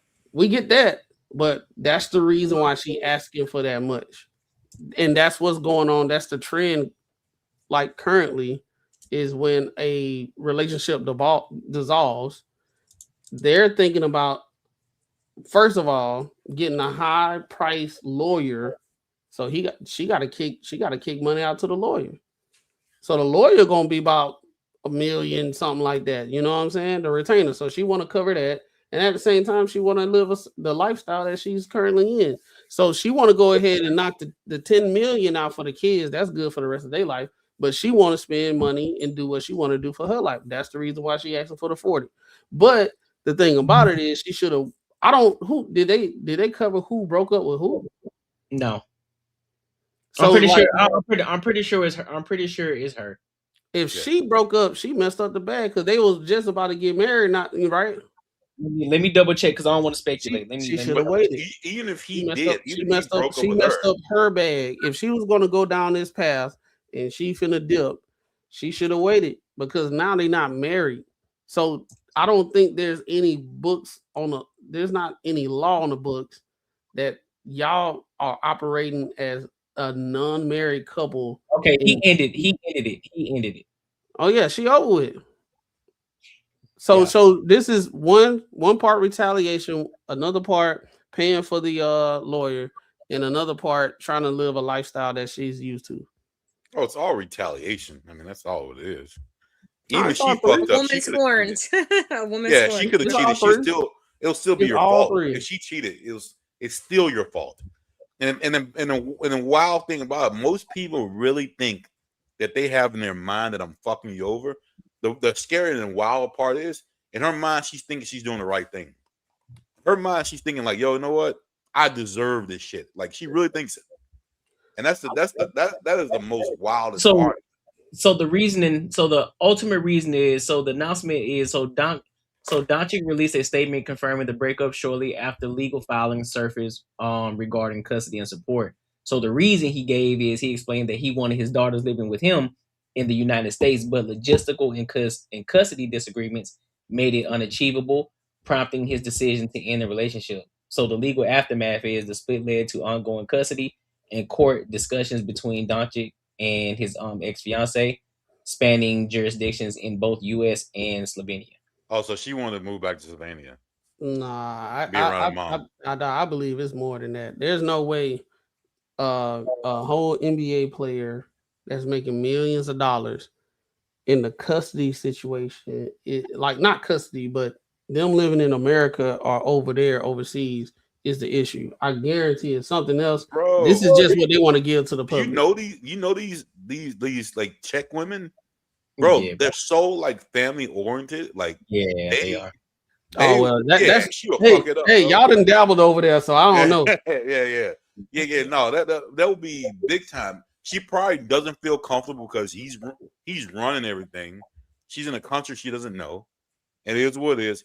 Everything's about him, not her. Ain't shit about. No one knows who the fuck she is and did this right now. So she ain't got no attention. So yo, bro, she's like, yo, I want to go back home, have this money, and then whatever, live her best life. And and if she get the 40, it's gonna last even longer over there. Oh, want me to be honest with y'all? I'll be honest with y'all. In that case, because he made the kind of money he makes, and that's his lady, and he broke it up for reasons, of course, for the kids and everything like that. Because I don't think it was something deeper that they just couldn't be together. I'll give it a 40. Oh hell no! Fuck no! I get a 10. I get a 10 for the kids. Damn, I give it a 40. Because here's the thing. Because here's how I'm looking at it though. The reason I'm giving her the 40 because I mean really though she ain't causing no issues. And because again it could be speculation, but we don't know anything. She ain't been out in the media, so all I know she just been tough. So she ain't causing no. So based off of that, she been in the tuck. I'm giving her 40. And I'm calling it a day. Only way I would say give her the 40 if he just wanted to go fuck around a whole bunch of chicks and said, I don't want you no more. All right, cool, give it a 40. then that's cool. If he was like, yo, you know what, dude, I don't like this tied down life. It's me. Like, she's cool. She's willing to do what I want to do. Then yeah, I will 100% give her the 40. I'm with you. I don't think that's what it is though. Hold on. Y'all giving her the lump sum? No, Courtney want to give her the lump sum. But if it was me, and I'm saying I want to fuck around with other bitches, I don't want to. I'm giving her do this. 5. I'll give her the 40. Go ahead and leave it alone. I'm cool with it. Yeah. But if she's like, yo, I want to go back home, my family, this will be better, and also the shit, and you don't see the vision here, you ain't getting nothing. I ain't gonna hold you. I'm too petty. Like, for me, it'll be like military rules. You can get the 40, but it's gonna be $1 million a year. And if another man step into your life, wherever he step into it at, that's your last payment. Okay, hey, I agree with that. That's even better. Yeah, I agree with that. Hey, bro, I ain't doing shit. I don't want no other bum ass nigga around my kids. But if I was the one who fucked up and I was the one who did it, then I would be okay with doing it. I get 10 to the kid. I get 10 to the kids, bro. And that's all she got. I give her 40 off the ripper, bro. It's gonna be like the military when the husband died and the military still pay the wife out. But if she get married again, that she did. Should be. Then yeah, you gonna get this $1 million a year. But if you over here trying to get serious somewhere else, then that's your plight. I don't know. I don't see him breaking this up because he want to go mess around with some other chicks. Well, ain't because he messed up. It's just it's just logistical reasons. He gonna be over here in the NBA playing ball, and so that's why he wanted them over there, but they just couldn't come to an agreement because she wants to be over there. She don't see the big picture. My whole thing is my whole thing is this. All this shit's stupid, right? Yeah. You know he is a basketball player and he balls over here. That's how he making the bread. That's how you got the lifestyle you got. He's in the NBA. He's gonna be over here. So he was dating her before he started playing in the NBA, big dog. Yeah, but how long they been together and how long he been in the NBA? Together. I mean, shit, he been playing overseas longer than he been in the NBA. How old the child? I think it was 2 and what's the other one? 2 and 7? No, one was a few months old, and the other one's a 7-month-old, and the other was a 2-year-old. Oh, so they're newborns. They're young, bro. Hey, Jay. So, do you think what it is with most women? Is it more like just I don't know how it feels to be a man because I know how women are. I couldn't have a woman taking care of me 100% because I would always think something's gonna happen. Like I always be like, you know what, some shit's gonna fucking pop off. Boogeyman complex. But I also that's true though. That's true though. But with women, with men, we don't do that. Like if we commit, we're gonna commit. But I know how women are. I wouldn't be able to do that because I know how women are. Do women feel the same way about men? To protect and provide. Say what? It's in your nature to protect and provide. So you guys are natural providers. So do women feel the same way that we're not going to do that? Like if something happens and we're going to put you out on the street? I do think that a lot of women do think that. I think that because of like some of the men like in some of the men, and I've experienced that, but like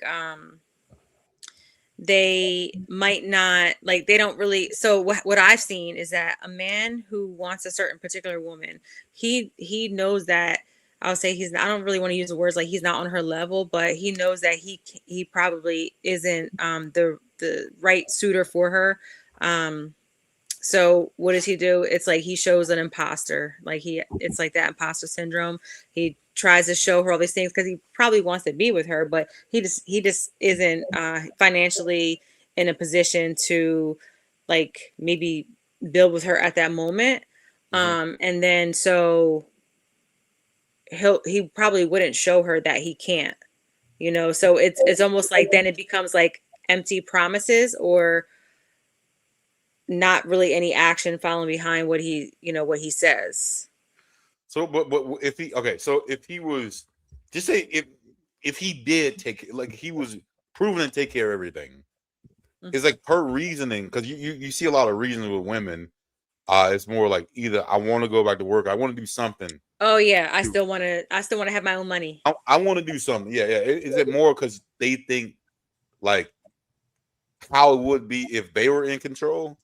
Like, this motherfucker stop doing shit, I'm gonna be fucking done. They was raised that way, bro. But that's really what it is. It's like, yo, like if you stop doing something, it's like, why the fuck would he do this? So it's almost like you think by the same way that how you would handle the situation. They was raised like us, bro. I was raised like my dad, like my dad and my stepmom. So my dad, he always said, like, my dad worked 7 days a week and he was the provider, and my stepmother did not work. And so my dad always said, like, you got to make sure.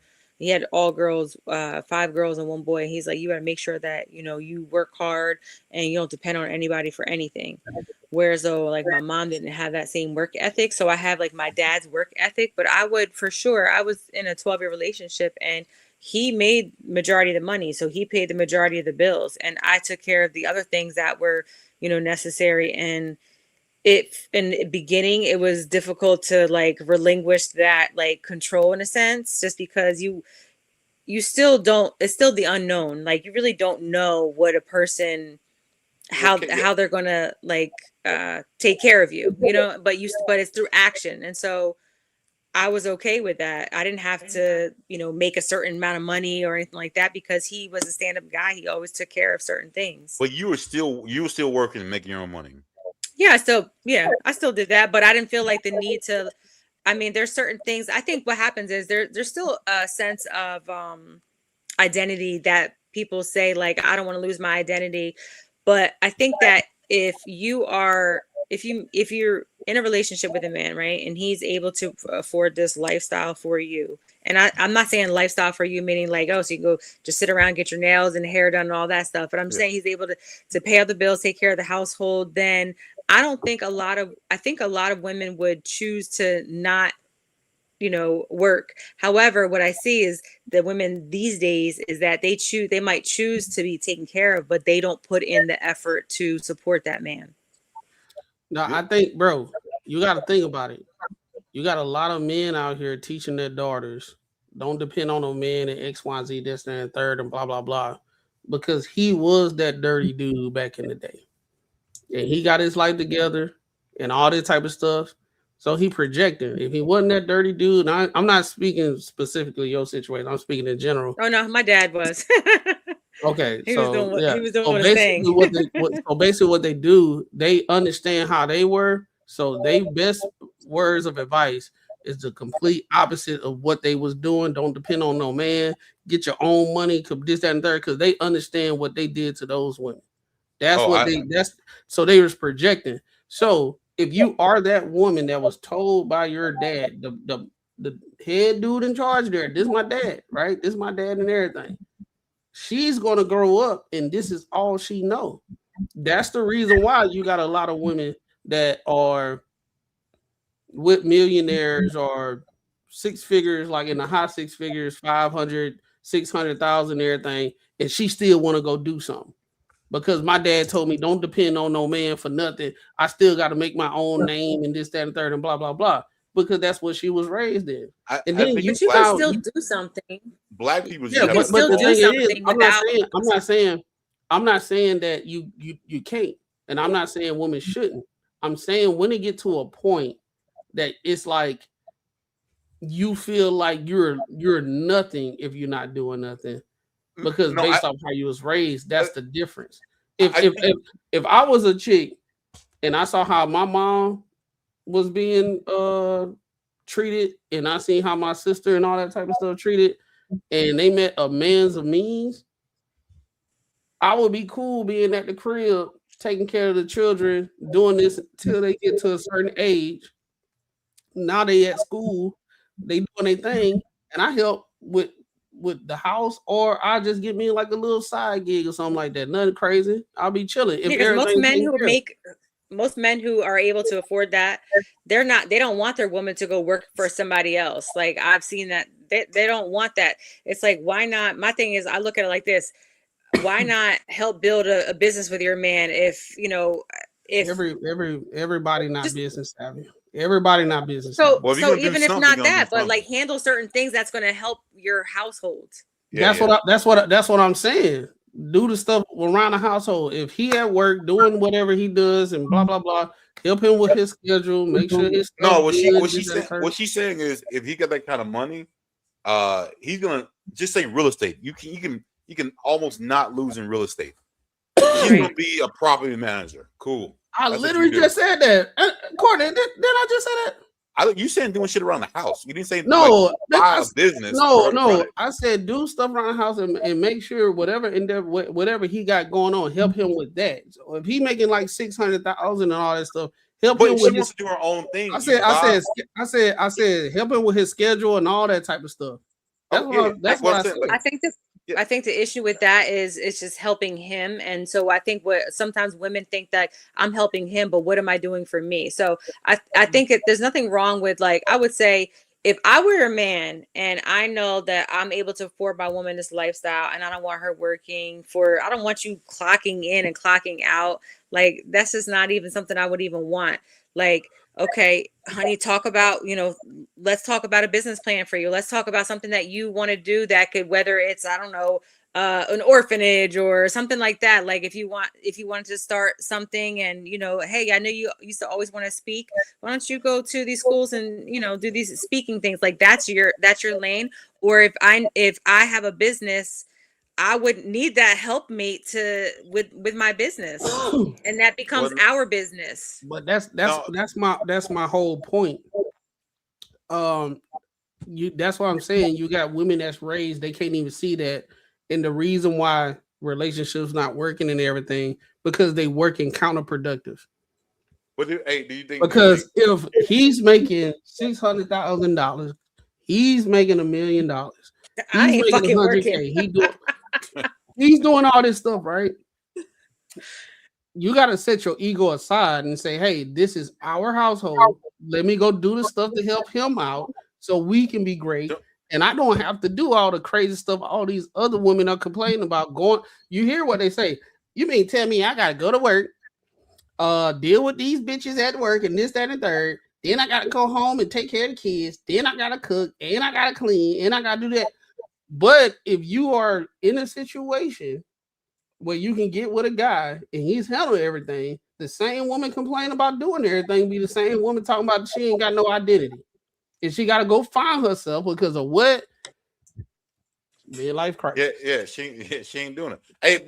But Tony, when you were talking about before, the dads that teach their daughters to be independent, do you think like I look at that more of a like on a I don't think us as black men have evolved enough yet to where we separate that. But I think a lot of times in the black like household, I think it's a little selfish, and I think we kind of like sometimes with daughters kind of screw it over because we're actually we want to make sure they're cool, but we're not really looking out for them as much as to be like, because you gotta let them go. You gotta like, yo, shit, all right. Because who wouldn't? Like I would say, if I had a daughter, I'd be like, yo, get your own shit, fucking do this. That's selfish as fuck, and I would do that. Me personally. I think it's a balance. I think you putting them in an environment because you can say something, but if they are in an environment where they are observing stuff, that's a whole different situation because that would confuse a lot of women these days. You would have a woman that got a man in the house and a woman in the house, and they in love, they doing things together. I'm not going to say 50-50, but both of them are involved in bills. You will have the dad, even though they are the mom and the dad operating in that fashion, go tell the daughter, you need your own stuff in X, Y, and Z and blah, blah, blah. Yeah, and they're not even operating in that way, right? Yeah. But if you actually teaching the kids character, responsibility, how to speak to people, and how to actually live with people and all that type of stuff, I think that goes a longer way where you don't have to say you don't depend on the man and X, Y, and Z and blah, blah, blah, because they seeing it in the household. And at the same time, if they do ask questions because they getting outside sources of saying how they should operate when they get older. You actually sit down and be an adult and teach them about how life fucking works.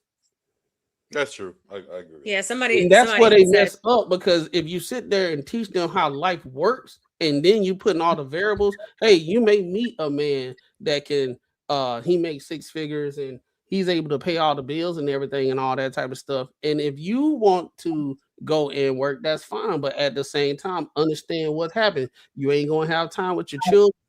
You want to have time with your children, daughter? Yeah. Well, there's choices in life. Right? Yeah, somebody just made a comment about, like, a Mexican man working on cars that might not make enough money, but his wife has no problem submitting to him. And that's why I think a lot of men go out into other countries to find their woman, just because the women here are so independent that they can't be dependent, or it comes with some type of transactional, it comes with something, like it has to be, what can you do for me? I'll put it like this: the average income for a woman is like 48,000. Somebody lying. You ain't too damn independent. Somebody lying.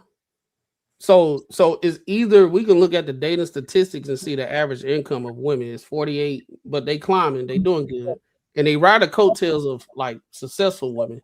That's really why I say somebody lying. You depended on something in this economy.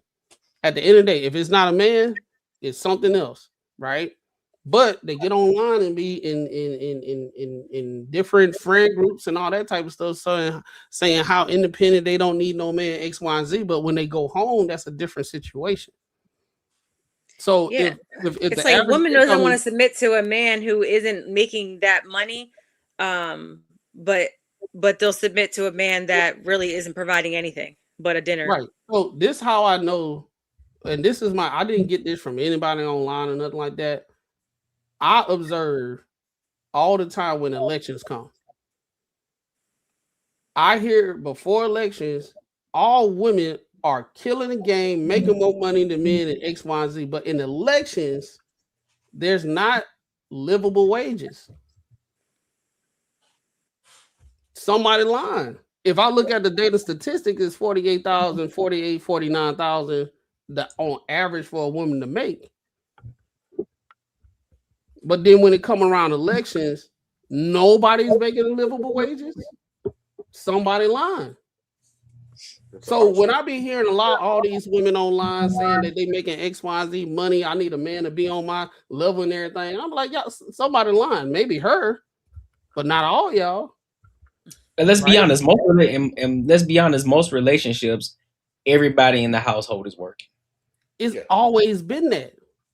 It's always been that. This ain't nothing. Yeah, there's nothing. It's nothing new under the sun. And even then, when they had jobs, those women were still submissive to their husband. They still would say, "Listen, my husband is the head of the household, regardless of the situation." So it's a lot of this is just talking points. A lot of it is just buzzwords because it sounds good on social media. And I want to add, with somebody in the chat said, it says so men can pay their own bills, but women can't. This is my issue with a lot of women, because nobody say anything that y'all be saying. Nobody said that. I just stated what is. I said somebody lying because women saying they make X amount all the time, but the average income is $48,000. I'm saying you depended on somebody, because if at the end of the day, when it gets to the point of elections, everybody asking for the government to implement things so we can have a better quality of life, that means funding, resources, and money. So if that's the case in general, all of us is asking for that. Yes, everybody is having issues with on a financial forefront. But what I was drawing a correlation is you got all the women saying that they are good, they don't need a man, and they are self-sufficient, when that is not the case when it comes down to elections, when people having their hand out. Please keep up with the conversation. And on top of that, there was a point. There was a point where there were a lot of women who were buying houses. The next thing you know, they were the highest ones getting their homes foreclosed on too. So there's when we're having these conversations as well, I need people to stop talking about these talking points too in the comments. Exactly. Because when you have a real life conversation, Real life conversations. When we're talking about women who say, well, I got my own, I make my own money. That's cool. Phenomenal. That's great. I'm glad you are a responsible adult. I'm glad you're not around here bumming it out and you're not on here asking for, a GoFundMe. I'm glad you're not doing that. So you're a responsible adult. I mean, but if you want to be 110% honest, you shouldn't be out here by yourself anyway. You should be with your parents until you find the right man that'll come put you up, and then you transfer from your parents' household into that household. But hey, that's for a whole different day, a whole different conversation. If we want to break it down to the nuts and bolts and have a real conversation, because we're talking about how fathers talk about, well, you want to make sure you got it on your own. Well, your father should be taking care of you until the right man comes along, because he's supposed to vet that man that you're supposed to get married to, and then he gives you the okay, like, hey, this is a good man. Now I'm gonna hand you off to him, and you make sure that he take care of his woman. So, let alone, you shouldn't be out here by yourself in the first fucking place. If you want to have a real conversation. But I digress. Yeah. But any final thoughts on this before we move on to this next topic? Let's hit that next topic. Hit the next topic. Marcus said hit the next one. But let me read this super chat really quick. Yeah, you right, man. Making money is me, man. 10 years, man, you're gonna have matching Benzes. 10 years. Thinking more like 10 days, man. 10 days. Okay. Shout out to the dog Bull City 0615 for the 10 ball. He says, for Marcus's Wang's food court money, big dog, not trying to reopen wounds. Hey, I appreciate that. Gotta get them wings, dog. but no, somebody asked in the chat though, what kind of wings though? What flavor? Honey okay, hot. I'm with you. Hey, no. Y'all tripping. You gotta get the hot garlic parmesan with the garlic parm. Boy, your booty that's gotta hole be Atlanta thing, bro. Like in Arizona, hey, our shit is not like it is in the South.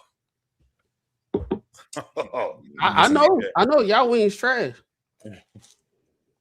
Who wings trash? I'm gonna go with you. I agree with you. Y'all wings. That's cow. You can't say that because there's some places that them little Biscoff biscuits y'all munching on out there. Go ahead with that shit, man. No. I done found the pearly gates out here, dog. There's some spots out here that everybody ain't tapped into yet. Yeah. Well, y'all got to prove me wrong when I get up there. Boy. Don't worry, I got you. Don't worry about it pimping. I gotta go to first though. Out there with them little baby wings. Find the vegan places. Absolutely not. Back you up, son. No, I know a vegan spot. I know a good vegan spot around the corner from my house. I got a dope ass vegan fried chicken joint. I don't even know what language y'all. Vegan fried imagination. Don't say chicken. They shit don't cluck. Vegan fried imagination. Hey, just imagine. It's a transitioning chicken to a vegetable. What kind of shit is that? It's the kind of shit I eat. You can transition in chicken. But listen, so let me go ahead and give y'all the pre-warning. So we're gonna talk about a touchy topic. So I want y'all to be careful on the wordings when we talk about this, right? Bing, bing, bing, bing. So we can still talk about it, but we gotta be careful because you know how things get real sensitive. But I think this would be a great topic. I think this is something that's still relevant today, right? So WNBA, they are in the uproar again because there's a lot of confusion going on in the world. As you know it, we got coaches, we got head coaches in the WNBA wearing, trans kids belong. Then you got women like Sophie Cunningham saying, listen, trans men or trans women do not belong in the WNBA. And then you got some that actually agree with it. And so we're going to play this video and then we're going to give our thoughts and our opinions. So let's go ahead and rock out. I think it's trans rights now is our new battle. That's what I think that I was saying, that like the battles have changed. You know, like our intentions have been the same, but now the environment has changed. We see trans people's rights being, you know, stripped away from them. There's a lot of discourse around trans athletes and what they can compete in. I would welcome a trans athlete on my team or against my team anytime. I don't think it's a problem in the world. It's just another way to kind of attack trans people. You know, we've seen players like Leja Clarendon who stepped into that forefront and have been brave enough and courageous enough to kind of step up. So I guess that's the next battle that we have to fight as athletes. All right, now before y'all say something, watch your language. That go ahead. Hold on. She said she's good with trans being in the sport. Yeah. I guarantee you, once a trans dude whoop her ass, she can be like, "Fuck it, that was fucked up." Guarantee Absolutely you. not. That's how it's gonna happen. Somebody gonna duck and put that tea bag on her nose. She's gonna be like, "Man, why this is not right." The verbiage is gonna change. Just like what happened in all those sports. Like, who was that swimmer that she knew she was going to get the trans dude, and then once he whooped her ass, then it was unfair. She knew she was going against it. She didn't say this shit. She did not say this shit before because she thought she was going to beat his ass. Because she had beat his ass, then it would not have been a conversation. It'd been like, yeah, women here to stay. We can beat men. Men try to come in, and we fuck them up. But once he fucking whooped her ass, she was like, "It's not fair." Yeah, bullshit. So somebody's asking, why shouldn't women work whatever job they want?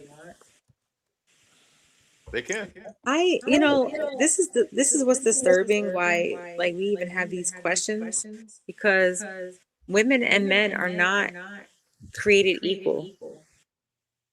Like, it's just not. So wait, yeah, there you go. Yeah, it's just not. Like, we're biologically, like, this is not something that we are making up and saying like, oh no, you look bigger, so you're stronger. Biologically, we are just not built the same, and so it's a disadvantage.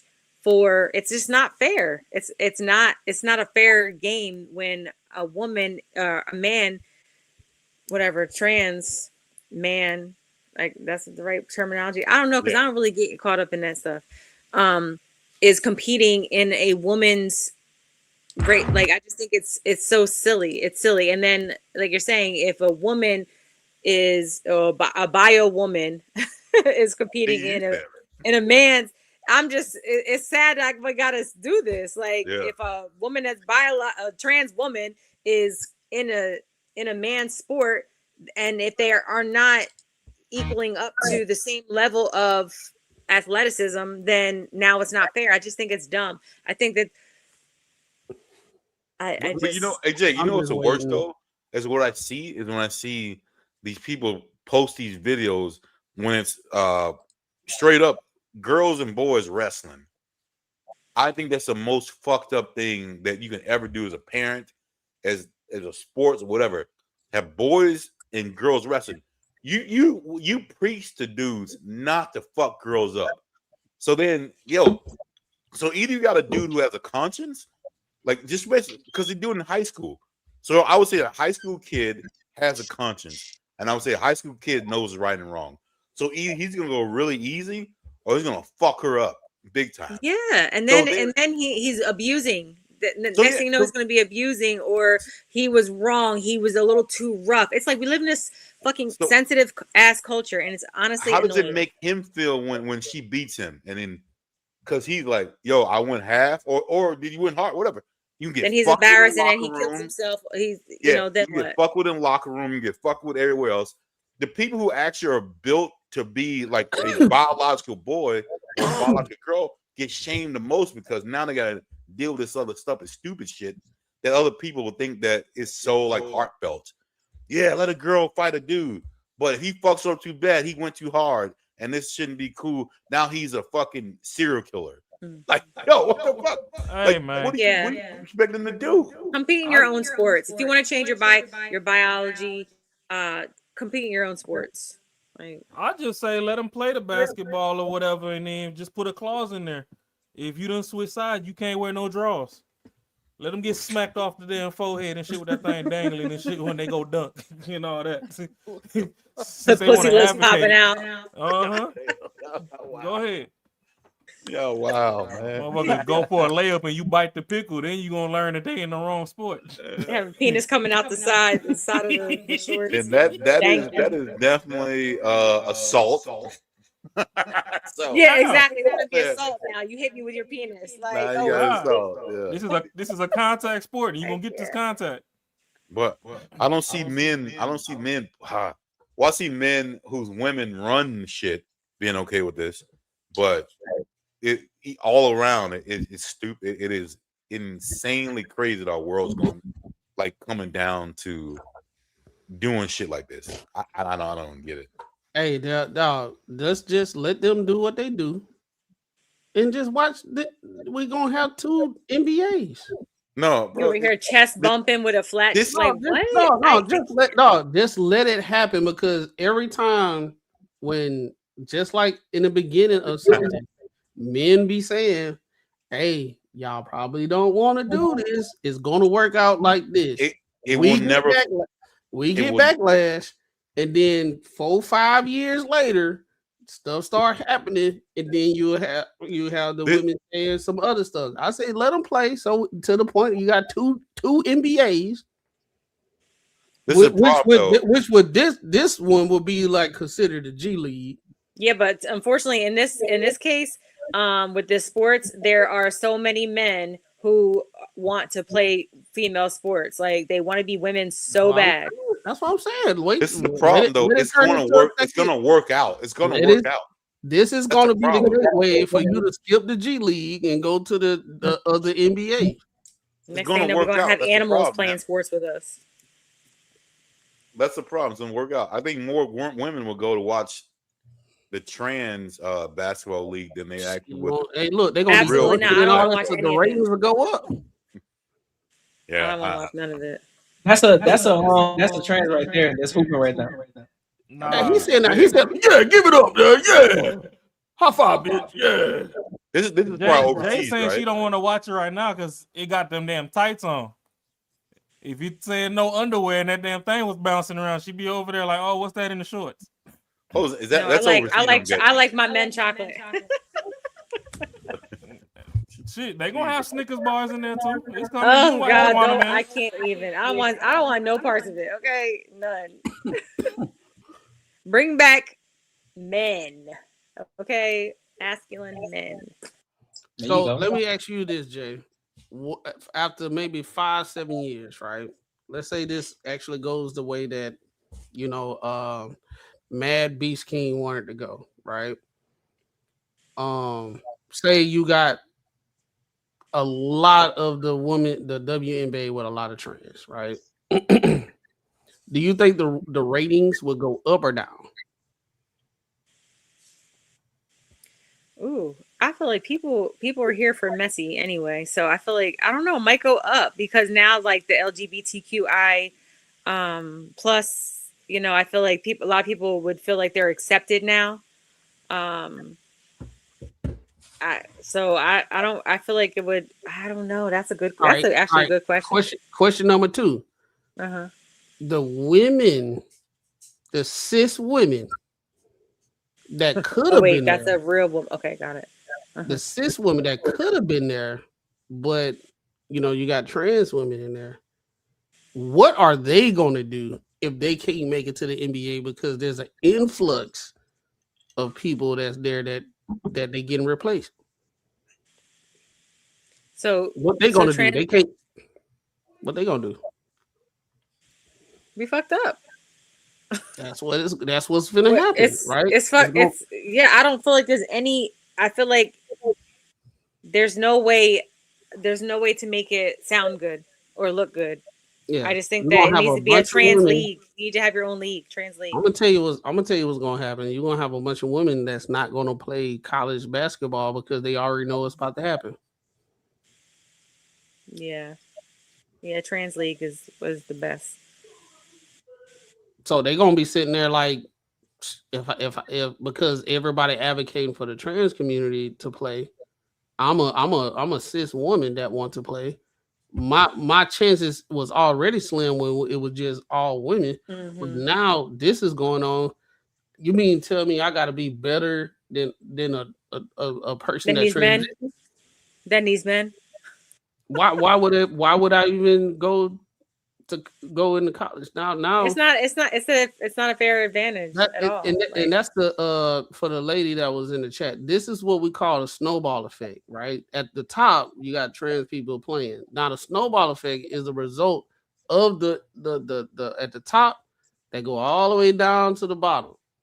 So this is what we actually having the conversation is, all right, who is all going to be affected by this and how are they going to be affected? Hey man, y'all over here giving all these excuses. Women need to pull their asses up by the 6-inch high heels and get out there and go play with Joanna Man. I don't want to hear no excuses. I love you, Joanna Man. Joanna Man. The hell? Pull yourself up by them 6-inch pumps and get on that damn court. Yeah, that's insane. Yeah, hell nah. Dinner at 5. Now then you gonna have more. Then guess what? More cases gonna start to evolve because you're gonna have that's these. the other thing too. You're gonna have a lot of SA situations going on. Nah, man, keep them out. Nope.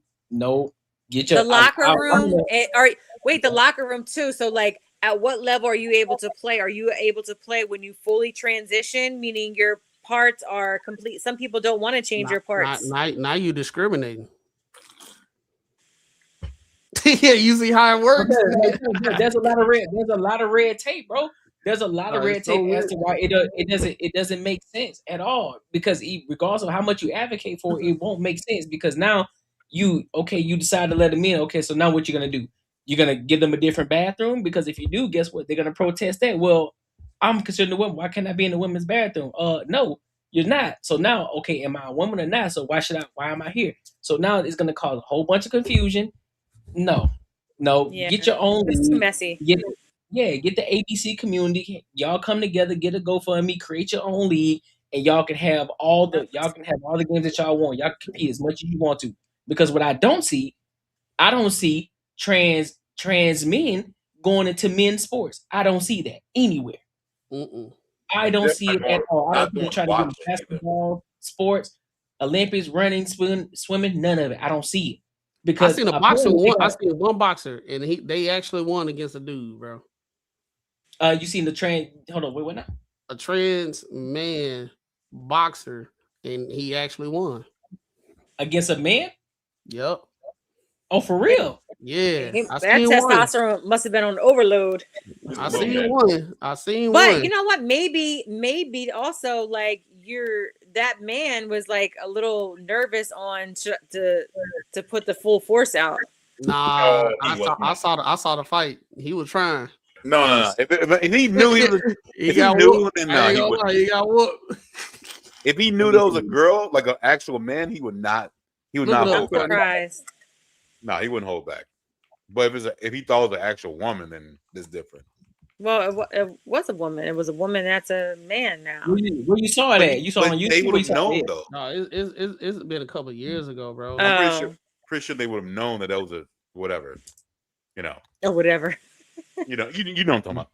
It was like on a it was like you swipe. I was just swiping and I saw it. But the thing is, who's going to be an audience for that? Mostly men like sports, so that's what I don't get this whole thing. Like mostly men watch sports, and I think a lot of times men go to watch women's basketball just to be supportive. Like not even to like this shit is fucking like on. I think it's more like, yo, let's just go be supportive. I think when people go to WNBA games, especially dudes, they just want to be supportive. It's I can see that because that shit is not fucking entertaining at all. Like it is. No, but it's not the flag football that women are, wearing the little shorts. That's now a little different. that I don't think men. I think men are going that because they want to see some ass. So I would definitely say with that one, they're not being supportive. But now their uniform is changing, I think, right? Are they like? Are they? I think I see something like the uniform was changing. Hey, as long as they got the bikini league, then yeah, dudes in there. I guarantee a woman probably made that up. You talking about? Was the person light skinned? Were they light skinned with a beard? Yeah. Yeah, I see it. What are y'all talking? Yeah. The boxing. Oh, Yes, okay. Patricio Manuel. This one? That's some trickery. that looks exactly. Yeah, he done won 3 matches. Yeah. He been on Won that 3. testosterone for a long time. Let me. Can I hear his voice? Nah, If that y'all boy don't look get this tired, limp ball boy. sack off my screen. I just want to see him He's knock a him tough out. guy. He came there to fight. You know, if there's people that don't respect me, I'm done. I'm not really concerned. That's a good that's a good one. That's a good one. The boy got Boy, it's out the mud. We got Rashad McCown. Hey, look. Nobody can sit there and say that I was being whatever. Look, I'm the one that said, hey, there is a case where dudes was losing. He won 3. Yep, that's definitely That's the anomaly. Yeah, that's That's the a- anomaly in the situation. That's a light. I'd be so mad if I go through the change, right? Take off that damn testosterone and my voice still ain't deep. I'm gonna go back now. I'll be so mad. I'm just mad y'all put Buff Bean Bobby on my screen. What you say? Hold on. What you said? They said I Buff Bean said, Bobby. I'm just mad that y'all put Buff Bean Bobby on my screen. Buff Bean Bobby. That's crazy, dog. Buff Bean Bobby. Buff Bean Bobby. That's egregious. Yes, sir. Jesus. Well, you know, so what if? Well, you guys would probably just say hell no, but I'm just saying, what if like you were dating somebody and they, you know, felt like I always wanted to be a man, Nope. and And wait, no, my brother. Yeah, so I don't even want to ask the question. There's no even talks about that shit. My You kidding me? aunt, right? I always known her to be with Uncle Billy, you know? And so I went to go visit them. I've probably only known them for about maybe like 15 years. And then over the years, I saw Uncle Billy looks a little different. The past year, Uncle Billy's going through the change. Uncle Billy's wearing lipstick and very feminine and looks like a whole woman. And my aunt is still with Uncle Billy. Hold on, Jay. Answer me this. So you say you knew him before the whole transition? Yes. Okay. The So whole man. was he like emotionally intelligent compared to her? Like she was like, man, he understands everything. Like he's emotionally intelligent. He's the best man in the world. He's this. Was he like a Sharon? They were so in love. I would say that they were like I so. knew they you were were so in gonna say love. that. Hey, you know I'm going with that one. Was he like a Sharon? Wait. Sure. You know what? Wait. No. Come on. I've been trying to prove this point. I've been trying to prove this shit. That boy, That, like, that boy yo, Marcus this said, is I how it finally starts got off. it. That's how finally it got starts off. It's gonna be like, yo, this dude fucking meshes well with you so good. And then guess what? He wants to be a woman. And then And, he's so emotionally intelligent. He's all this shit. And he's a everything rock it star. says. Like he's like in music, and so he's been like, it's just crazy. One day I was like, wait, she's not with Uncle Billy no more, and I was like, wait, who is this woman that she's with? And then I realized it's Uncle Billy. What? What's the Billy? name now? What's All right, Uncle Billy name now? I don't even know, and I don't even care. So when y'all be around the whole family, just don't say nothing. I haven't seen them since the transition. They live in Massachusetts. So I haven't. The women that stay with him, they're like, yeah, this is my new girlfriend. That's what I'm saying. So like, if you no longer have a penis, are we still if you have a penis, are we still having sex? Like, do you still want that? Like, or are you going through the change? They girlfriend talking now. They're like, yo, what's up? Like that is. I ain't signed up for this. That is crazy. That's what I'm saying. You will only get that emotional Film being connection bobbing with now. someone. You will only get that emotional connection with someone like that. Women who love that emotional connection and think it's the most important thing. That's what happens. Yeah, I have emotional connection with my best friend. Okay, but she don't have no D. So but it's comparable. So I would love to talk to women who've gone through that, and I would love to know what they say about how emotionally connected he was. Like, because dudes are just not.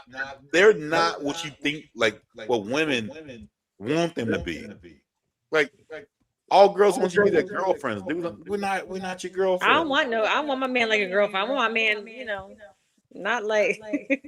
Hey, now we understand. Now we know where Marcus stand with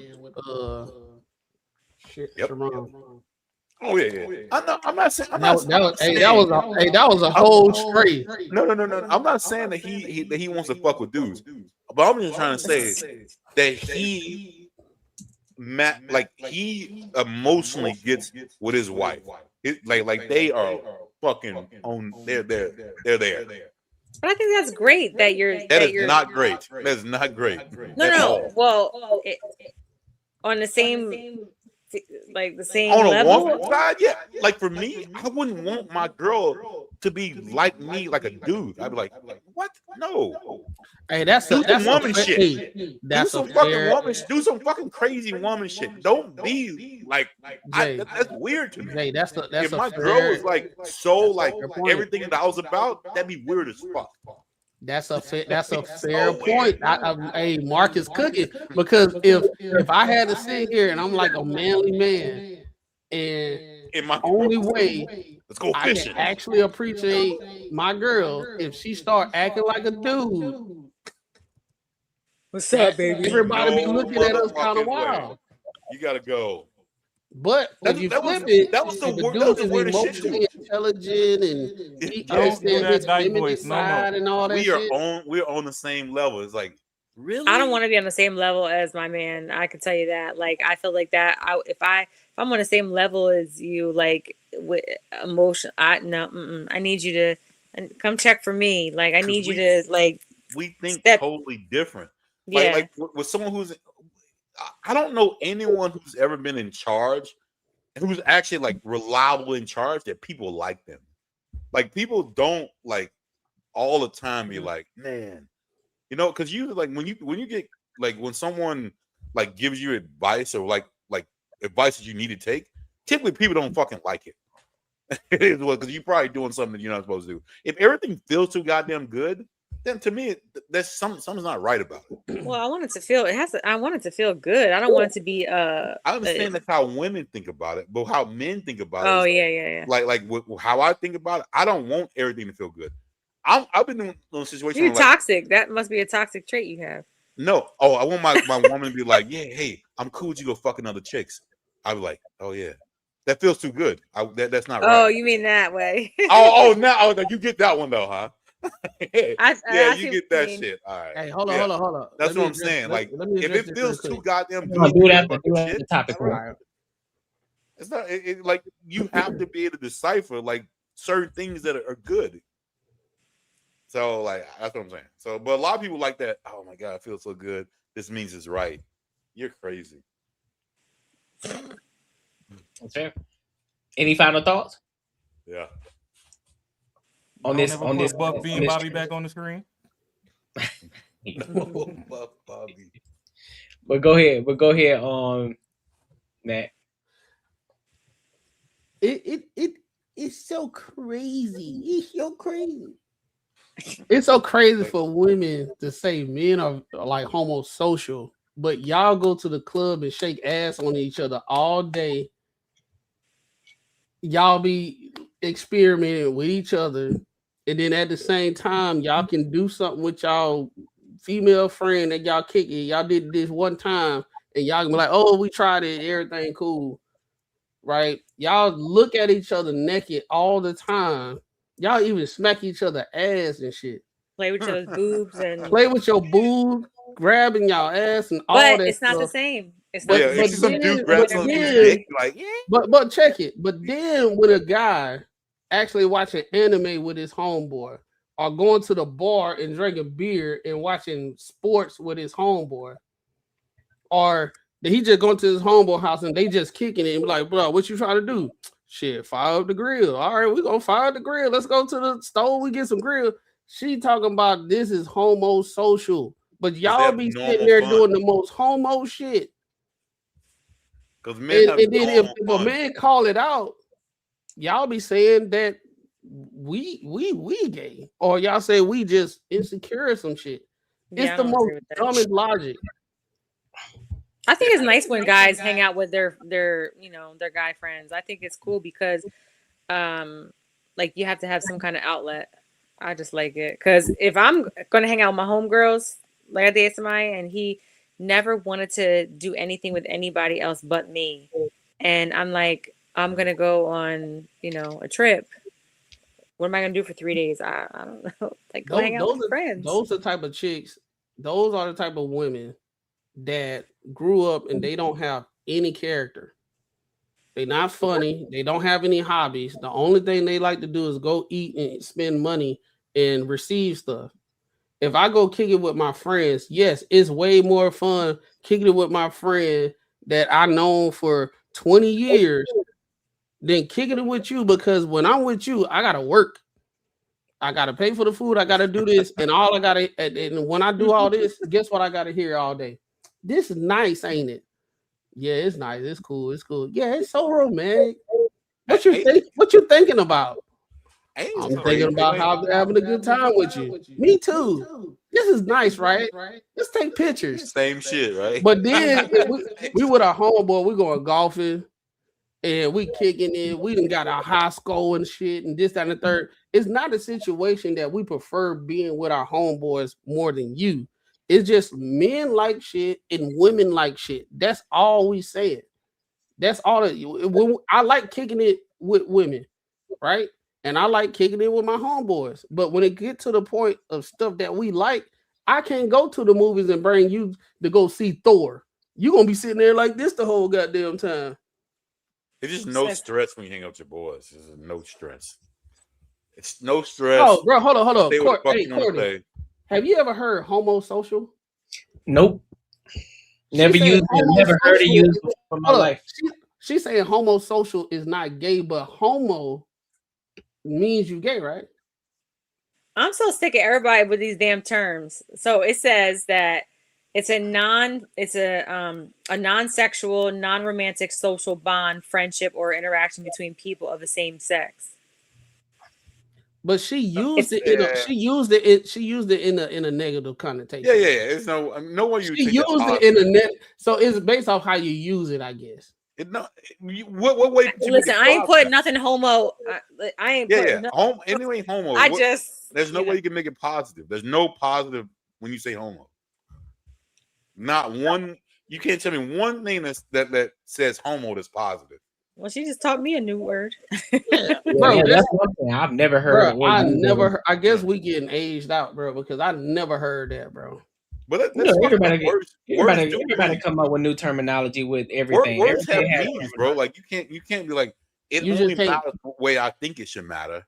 Like that'd be weird as fuck. Like if I say fuck you, but I didn't mean it that way, and you shouldn't take it that way.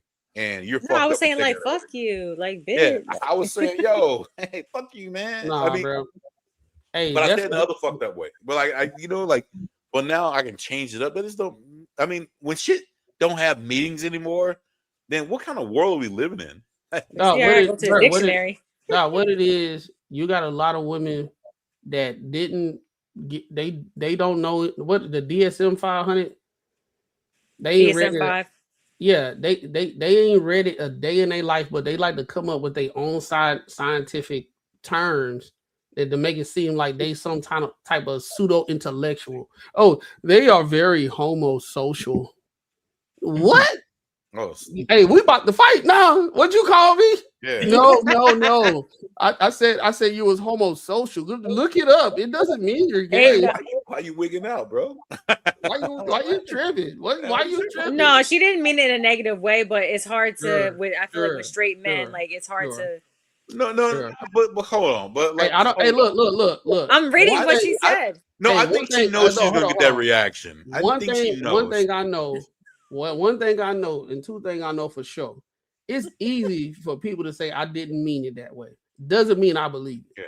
Yeah, 100%. Yeah. I already told her that she should cam up because a lot gets misconstrued in text. Like we don't understand what you're saying in text. So however we perceive in, what do I want to say? however we read it, and I'm We stuck on the perceive it word that I that want we to say. Nah, bro. Let me tell y'all. There's This is how it's gonna be. there's no man here or in the chat that will receive being labeled as anything homo as not a negative term. Well, When somebody did people, say Homo sapien, so I mean, I get that. when people use that, they know the reaction that they want at the end of the day. That's like me calling a back in the day. Cause used to be back in the day. We used to say, use the word, man, you a homo. Cause that's why. We'll take it as like, bro, you a homo, bro. Man, nigga, I ain't no homo, bro. Yeah, you is. Yeah, that's exactly why. You are already knew homo. what was coming after that. Yeah, but the thing is, if she would have said it verbally, and we could have gotten the context clues from the connotations and all that fancy shit, then we might not have taken it that way. But when you read it, I mean, that's clearly a trigger word. You like, hold up, pause. What the fuck you mean, homo? Man. Like, the rest of the sentence don't even matter after that. Like, what the fuck? I see people do that all the time. They'll use something, understanding that most people don't use that word, and use it and throw their hands up and say, I ain't mean that. No, you mean exactly what it was. That's funny. That's exactly what it is. Like I don't People think know, bro. But I'm so tired of people acting like we don't know what people be doing or what was the initial point of you doing something. Oh, I didn't mean it like that. You know, people don't use homo social at in all. a positive way. And No, nobody use it. We're not that far anytime we was up here, or you heard, bro, we listened to so many podcasts, so many social programs.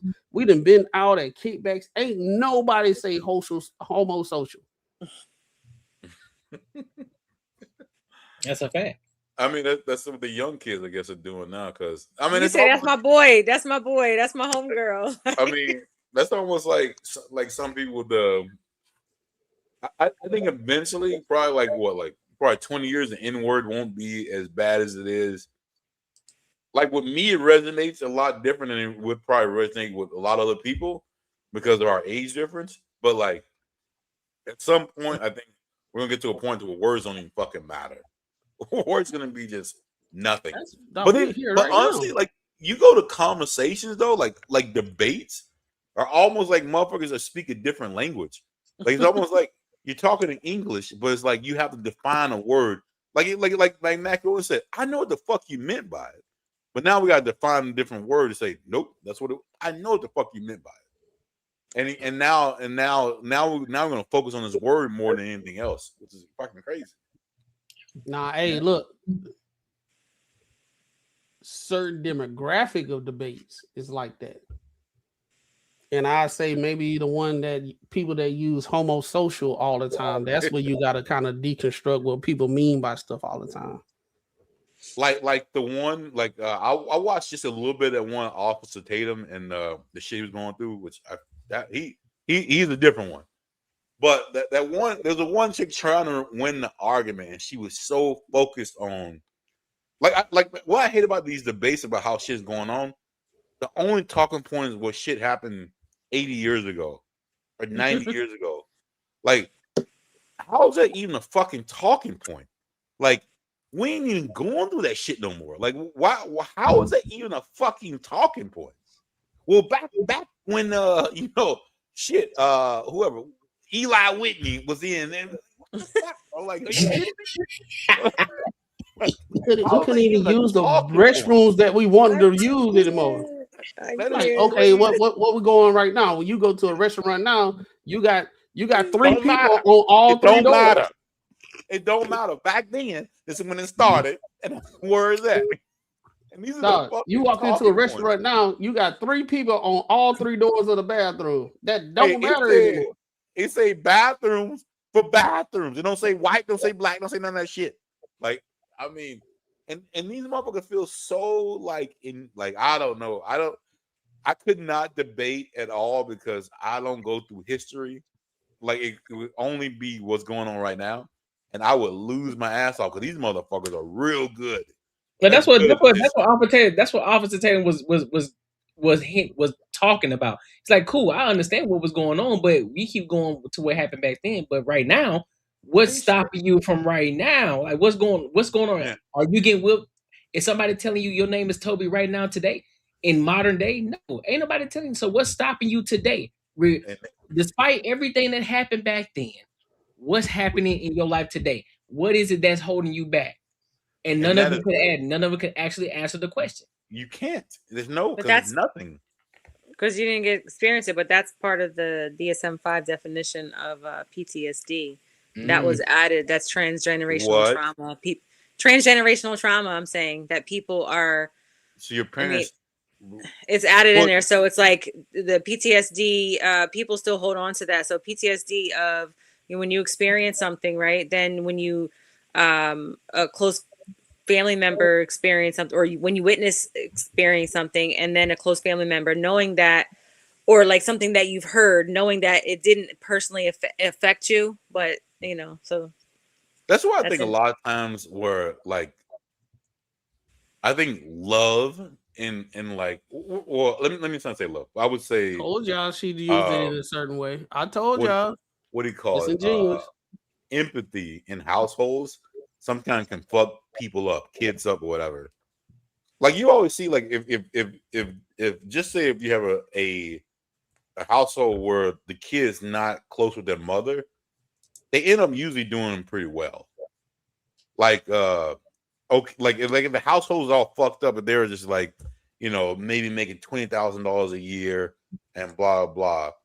It's like when you get that that trauma from other people and they just relay it, they just bring it on to you. I might be talking nonsense right now, but that we about to go to the next topic, bro.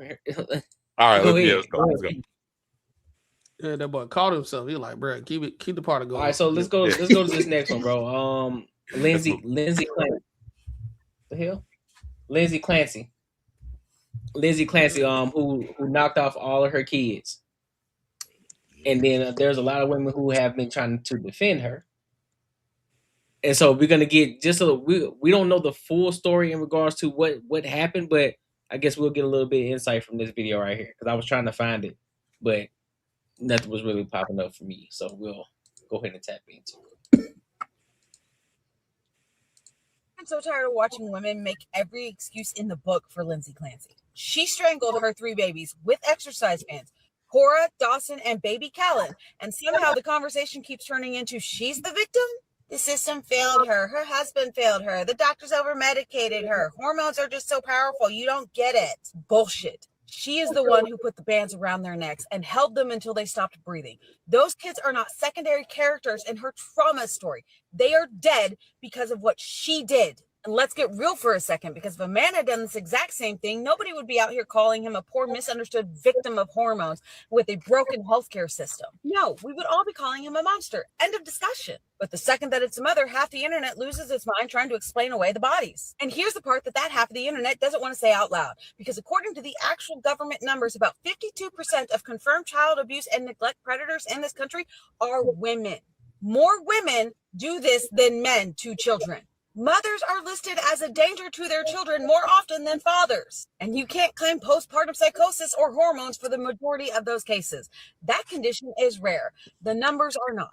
So I don't know about y'all, but when I see a woman rushing in to defend the woman who killed her kids instead of the kids that she killed, I am disgusted. As a woman, as a mother, you are not being compassionate. You are being weak. And you are proving exactly why personal responsibility still matters more than feelings. Because 3 children are in the ground and she put them there.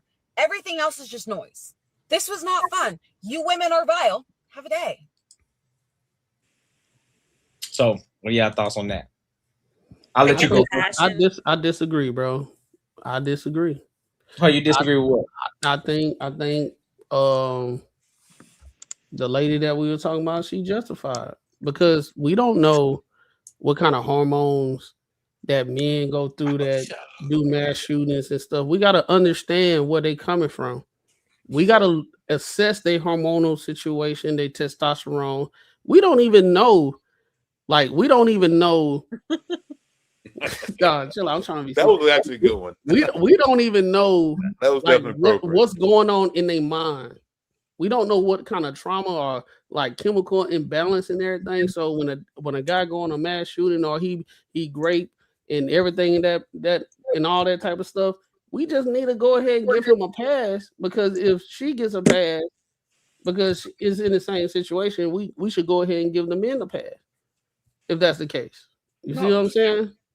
So Like a dude, he shot up an In-N-Out burger. He obviously he was not in the right mindset to do that, and more than likely his girlfriend sent him. You So hear we what you're saying out loud, bro? Oh, we should lock the girlfriend up because she already knew he was unstable and already knew he was finna go to the In-N-Out. Okay. Jay, what you about to say? Oh no, I was just gonna say, so me being a woman and I gave birth to 4 daughters. So and so I appreciate you trying to act as if you were being very considerate, right?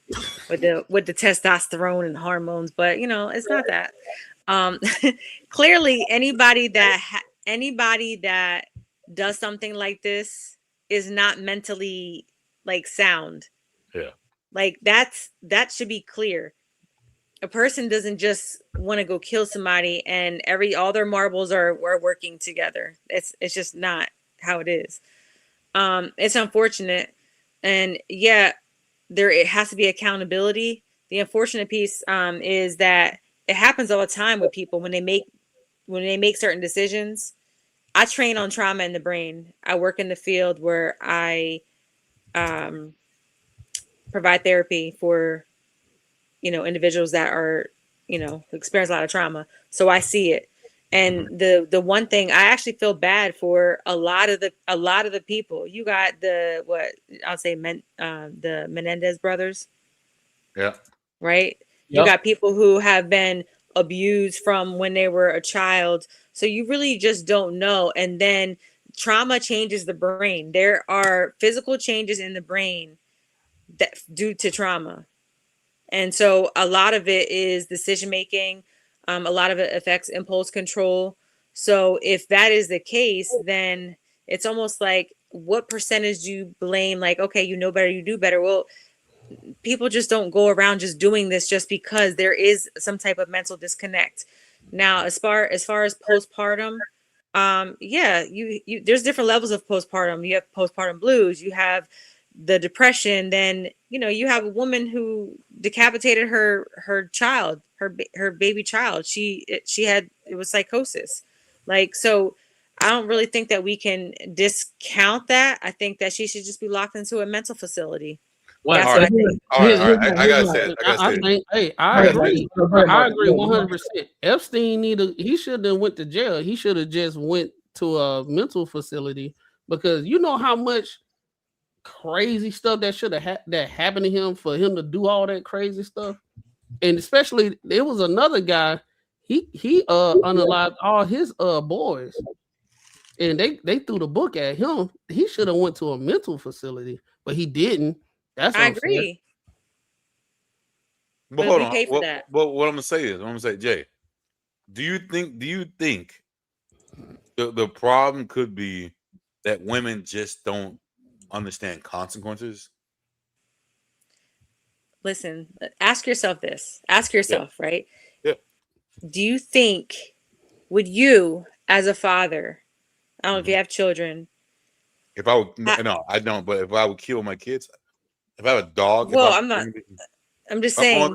Could you, as a father, Marcus, say you with a straight face? unalive. No, I know. Let her get a what I'm saying, could you say with a straight face? No, what I'm saying is he said a word that might get us a strike. I can't. All that these people that came from you, that you've loved and you've nurtured, and that you no longer, and I don't know how old all the kids were, but that you can just say, I'm going to look at you, and I think that, you know what, I'm just going to unalive you. Oh, I think 110% it was mental illness. Something you can't control. I will give you that. But even with mental illness, if you understand consequences, if you've gone through consequences, a lot of times that type of shit don't happen. But consequences, that means the part of your brain that has a higher level of functioning has to step in. And if that part of the brain is not working properly, right, then yeah, but there's a like what word I'm trying to use. There's a rhythm of what it is. If she was constantly people talking to me, going wild, shit, she's schizophrenic. 100% probably doesn't have any like whatever. I feel this girl this lady was going through some shit, some emotional shit that was probably not good, but she wasn't schizo. Schizo is fucking way different. You can definitely point that shit out. Would you agree? well, I think we label stuff as schizo, but there's Okay, a lot but of hallucinations and things like that. Like, you wow. That's when you. But how do you know? You don't know. This woman understood postpartum, right? She understood it because she was a labor and delivery nurse. If you understand what it is, then you get your fucking ass away from it. You have to at least understand that part. Like I would say with schizo, like you don't understand. You know, you're reality. just making that word up. You don't, whatever it is. You don't understand reality from. You don't understand reality. I live with someone who's like this, so I get it. You don't understand reality with what's real. You don't understand what's real and what's not. Yeah, but if you understand what something is, you have a point. You have something you know is right and wrong. Well, here's what I think. I think you're giving too much credit for a person who is experiencing that. I think that because the reason why I say that you're giving too much credit is because people kill themselves because there's that breaking point, right? That affect that overtakes, right? So my thing is, I'm looking at this like, she had 3 children. Yeah. How was she with the first one, with the second one, now with the third one? Did she have supportive people? I believe like she had a husband. She waited till her husband left or whatever the case is. Like, and then so it's like somebody's telling me to do this. Like, that is a real thing. I've worked in psych unit. It'd be way easier to kill myself than somebody else. Hey, for you, because let me ask for most because you ain't got to deal with nobody. Like you have the but she tried to kill herself. Point of information. Somebody else. Point of information. What was she diagnosed?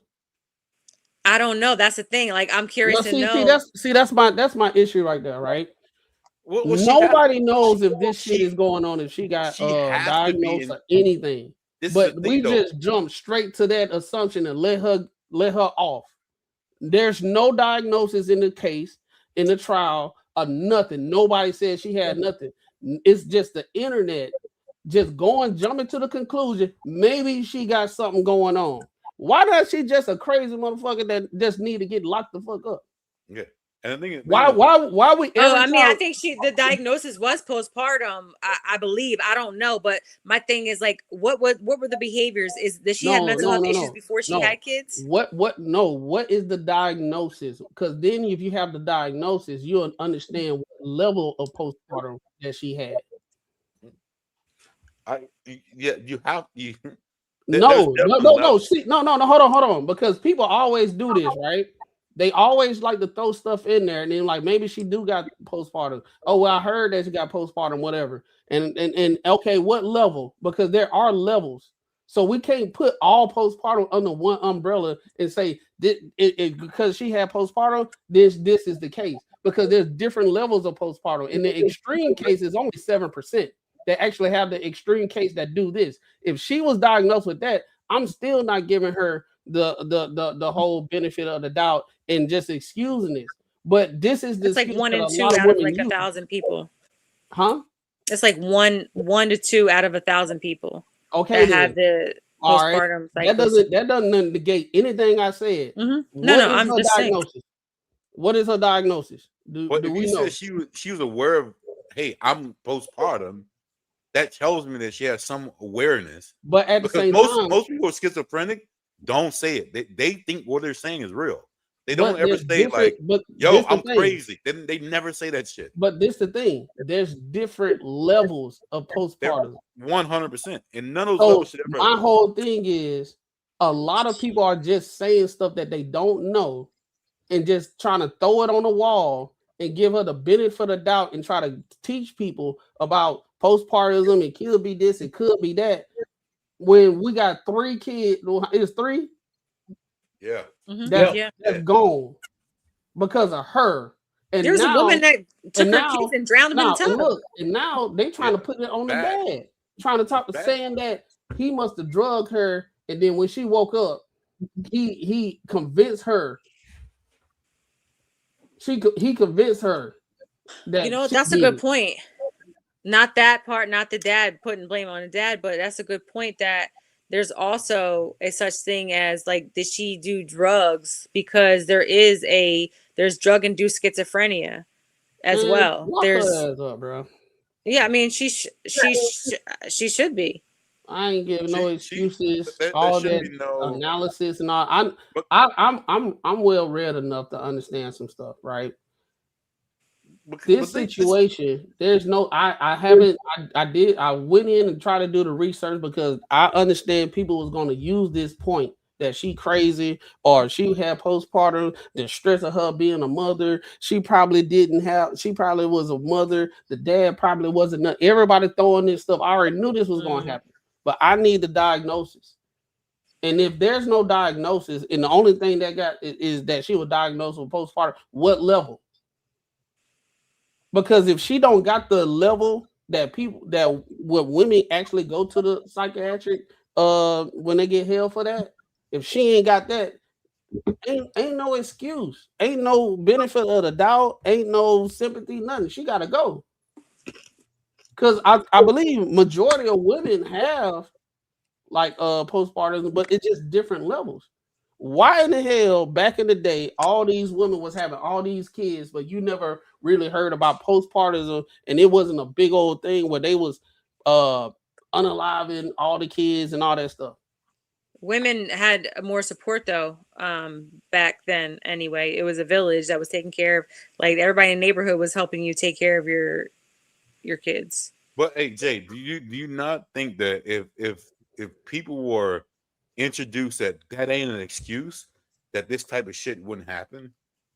I understand you trying to say like it still would, and I think it would, but I think it'd be a lower rate. That if people said this postpartum thing is not an excuse, you do whatever the fuck you do, shit is going to happen to you. And the thing is, I think that would cut this type of shit from happening. I would say in half, if not more. My whole thing is, bro, how mad I am right now because this situation happened. I'm not seeing that in a general population of these kids being unalive, bro. It's like we gotta sit and try to understand things. We gotta sit here and be like, it may be this, it may be that. Let's give her the benefit of the doubt. We gotta really like sit down and understand. We don't have this understanding when dudes be crashing out and doing what they doing. They lock them up. And we shouldn't, and we should not have any excuse. What my whole thing is, I'm not saying. I was trolling in the beginning, but I'm saying like I'm the same way when they do crazy stuff. Lock them up. But then when innocent person lost their life. But when a woman do it and everything, we got to sit down and like really have the come to Jesus moment and act like pastors and this, that, and the third, and try to get to the bottom of it. Could be that. But this is another thing that What's her name again? Lindsay. Is Lindsay Clancy. This is another thing that I disagree that people do. If a woman says that she wants to do the deletion, I think you should let her do it. I don't think she should have any pushback at all. Let her do it, because that kid is gonna go through so much shit that y'all don't even understand. But what if you wanted the kid? What if it was you and you wanted the child? And you asked to just relinquish your rights? But hey, is that gonna ever happen though? I'm just asking. No, it's rare. In a perfect world, yes, cool, yes. But if a mother says, "Yo, I don't want this kid," you should not make her have it. No, like 100%. You should never push that shit. This is a perfect point. I thought about this, bro. I think the unaliving of, I'm gonna call it shabortion because we can't say the real word, shabortion. it has desensitized the public and women when stuff like this happen. It desensitized them so much that they don't have the outrage that they should. Because if you think about it, in New York, do y'all want to know the abortion rate? But it's way different from kids who are actually conscious. No, check it out. What The is it? abortion rate is 50-something%. That means 1 in 2 kids are not going to see the light of day. I'm cool with that. So guess what? If that is the case, dog, this after Roe versus Wade. I'm cool with that versus what she did. I'm now think so about no. much How better. I'm connecting it is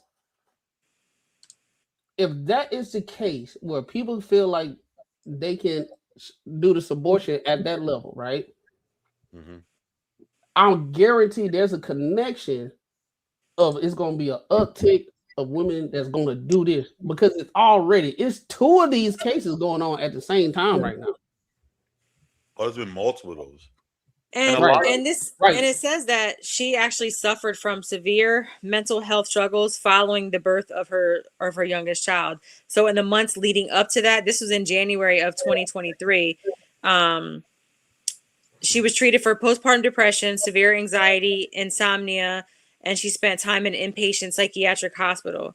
And guess what? The government will not take that kid away and give it to the Hold father. on. I'm glad you said that. I'm glad you said that, Marcus. Because the dad was just about to get custody of the kids. He was about to get split custody. Oh, was he? Yeah. I thought that they were together. I think that may have been the other one. I think that may have that's been the other one. Oh, yeah, that's a different. Yeah, it's a different conversation. My bad. Same So thing. that but right other. there, that stuff that pisses me off because you got somebody who clearly wanted their children and they weren't able to get them, and then now the other kids are died because I seen this through. I don't know if it's the same one, but that was a little while ago. But then her history and diagnosis, which you wanted to know, was she was treated in outpatient. Psychiatrists prescribed multiple medications for anxiety and depression. She was diagnosed with major depressive disorder and severe insomnia, with medical providers also considering a potential diagnosis for bipolar disorder diagnosis. She checked into mental health unit in 2022, 2023. But what it says is that her defense attorney was stating that she was suffering from acute undiagnosed postpartum psychosis, which is rare. So involving a break with reality, delusions, or hallucinations at the time of the 2023 killings. Oh, so this all happened in 2023. Okay. So here's my question though. So in this situation where she's going through postpartum, if they already had 2 kids prior, right? And I'm pretty sure it changes.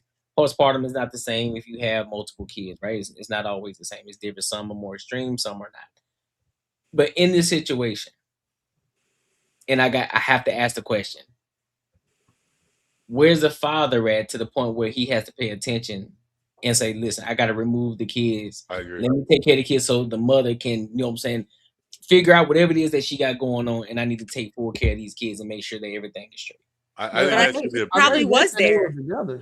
He probably was be supportive, and she was going back and forth into the hospital. So I'm sure he was taking care of them while she was in the hospital. But here's the thing: what he's saying is, why didn't he make the decision to take them out of that? Like, right. So what I'm saying is maybe it's like, okay, we see that she's on medication. So maybe he took time off of work while she's in the hospital. She comes home, she's on medication. Sometimes nobody really probably thinks the worst case scenario if, you know, and that's probably what happened. I don't know. I'm assuming.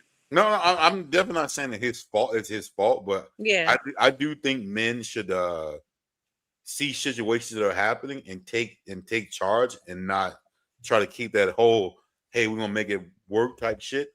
We can make it work, but I'm getting these motherfuckers out. I'm getting them out. Like that goes back to the previous conversation that we had when men can't really say nothing. If they do say that, they getting shamed and stuff. And like, you need she to could be have there. went to court and got the kids back in a minute. And but here's the thing though: if you're together, right, and this is where the real life situation comes in. If you are the husband and this is, you know what I'm saying, your lady, and you pay attention to your lady. Y'all been together for a while, and you understand what's going on in the household. You know how your woman is. You already know. All right, let me grab the kids. Hey, I got you. You know what I'm saying? You do what it is that you need to do. I'm gonna take care of the kids. I'm gonna make sure that they straight. You're right. Yeah, she would be wigging out. You should know your girl enough to be like, ask a certain kind of question. Be like, nah, she ain't seeming right. I gotta do this. And that's not victim. And my thing is, I'm not victim blaming the father at all. But I'm just saying, in those situations, this is where situationally aware and being able to pay attention to your lady. And like, hey, listen, you had 3 of them already. You know, the first 2 went good. You know, but this last one seemed like you're struggling a bit. So let me grab the kids. I'm gonna take care of them for a minute till you get yourself together, and then we'll all we'll rendezvous once everything is straight. No, I think the onus. I think there is an onus on the man to to assess the situation and do what's best. Even though you might love her to death and this, that, and the third, you gotta assess the situation and make difficult decisions. Yeah. And one of those decisions is like get her some help, put her in. I don't want to say mental hospital, but you know what I'm saying. Maybe she was. So she can get the help. So and then you can make sure everybody's safe. But just like Jay said, people don't think about the worst case scenario.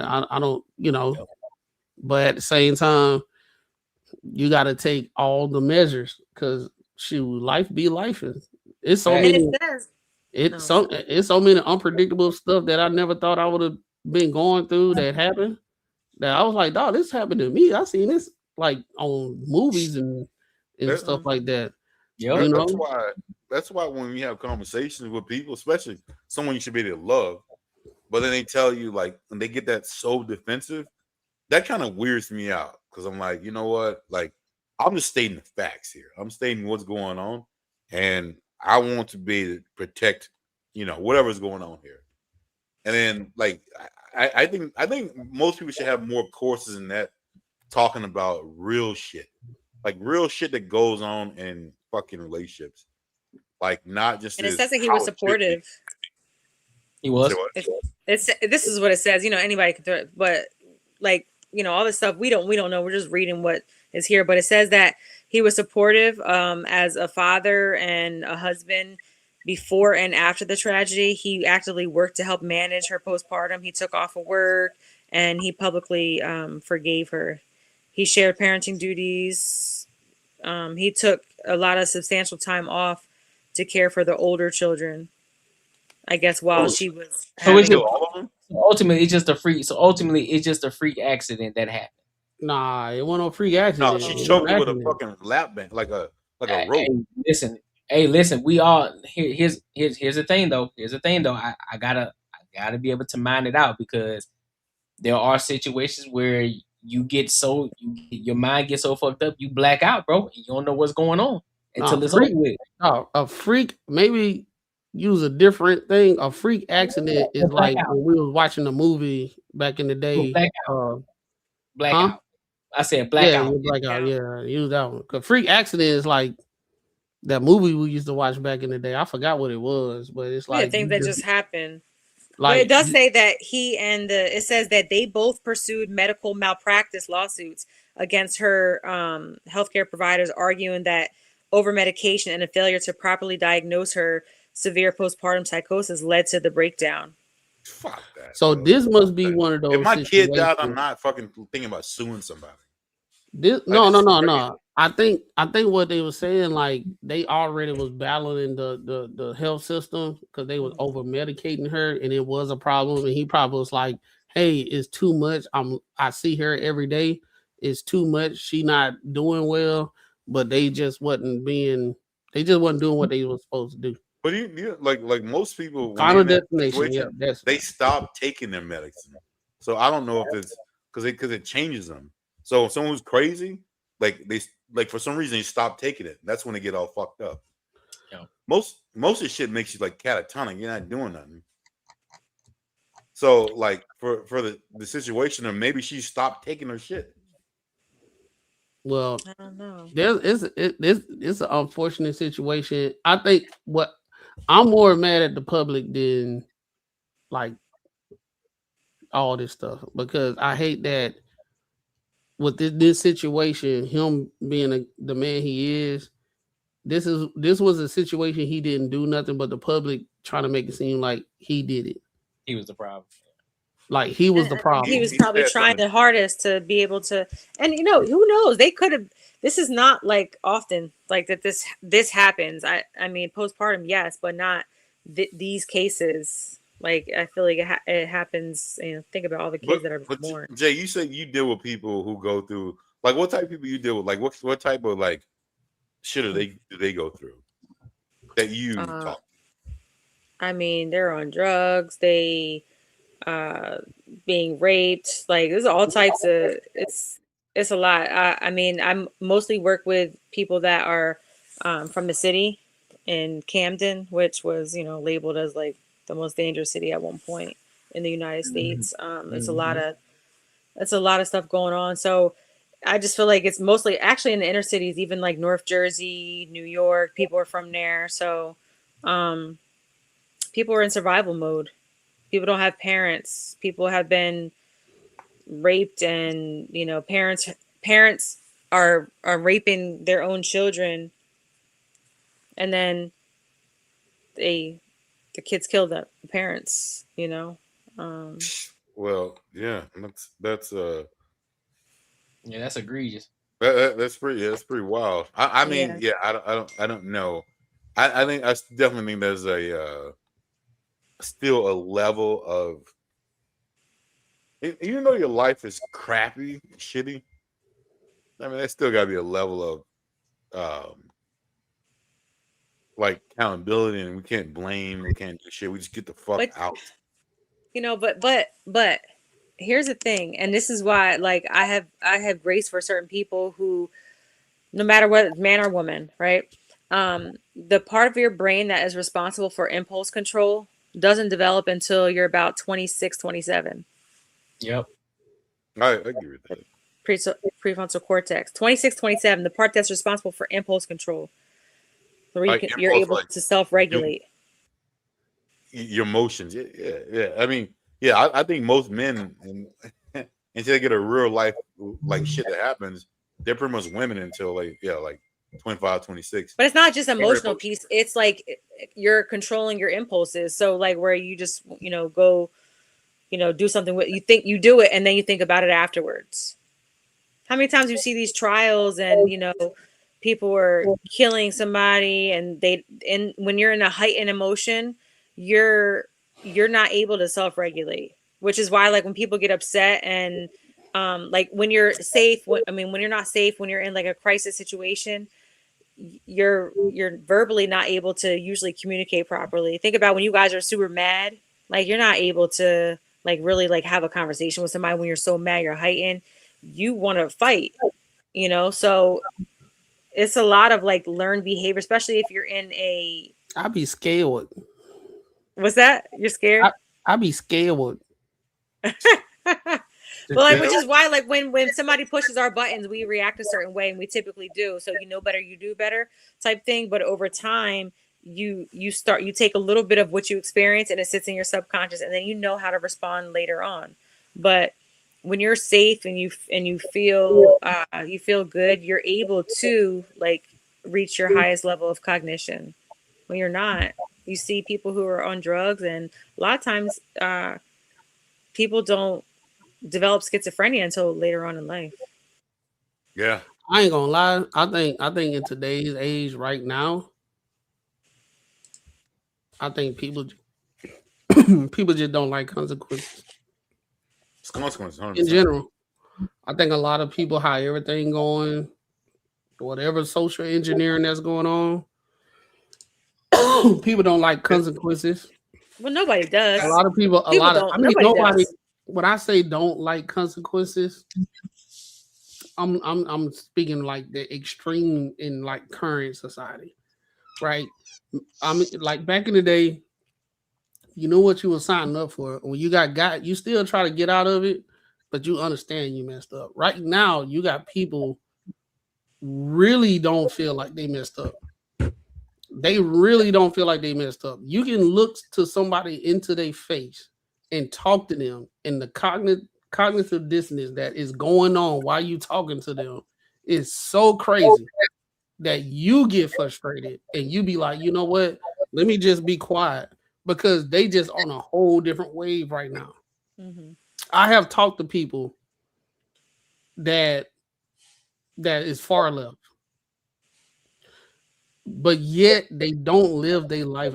They live their life as a capitalist in far right. But if you have a conversation with them, it's two totally different situations going on, right? So what I'm saying is, you got a lot of people that because how society is going on right now, they actually campaigning that consequences shouldn't exist. Yeah. Because and they also consequences come with and people shame. can decide whether or not they want to be an animal, a cat, that their Yeah. pronouns. So Consequences come with shame. If I don't want shame, I can tell you that this is my truth, and that's it.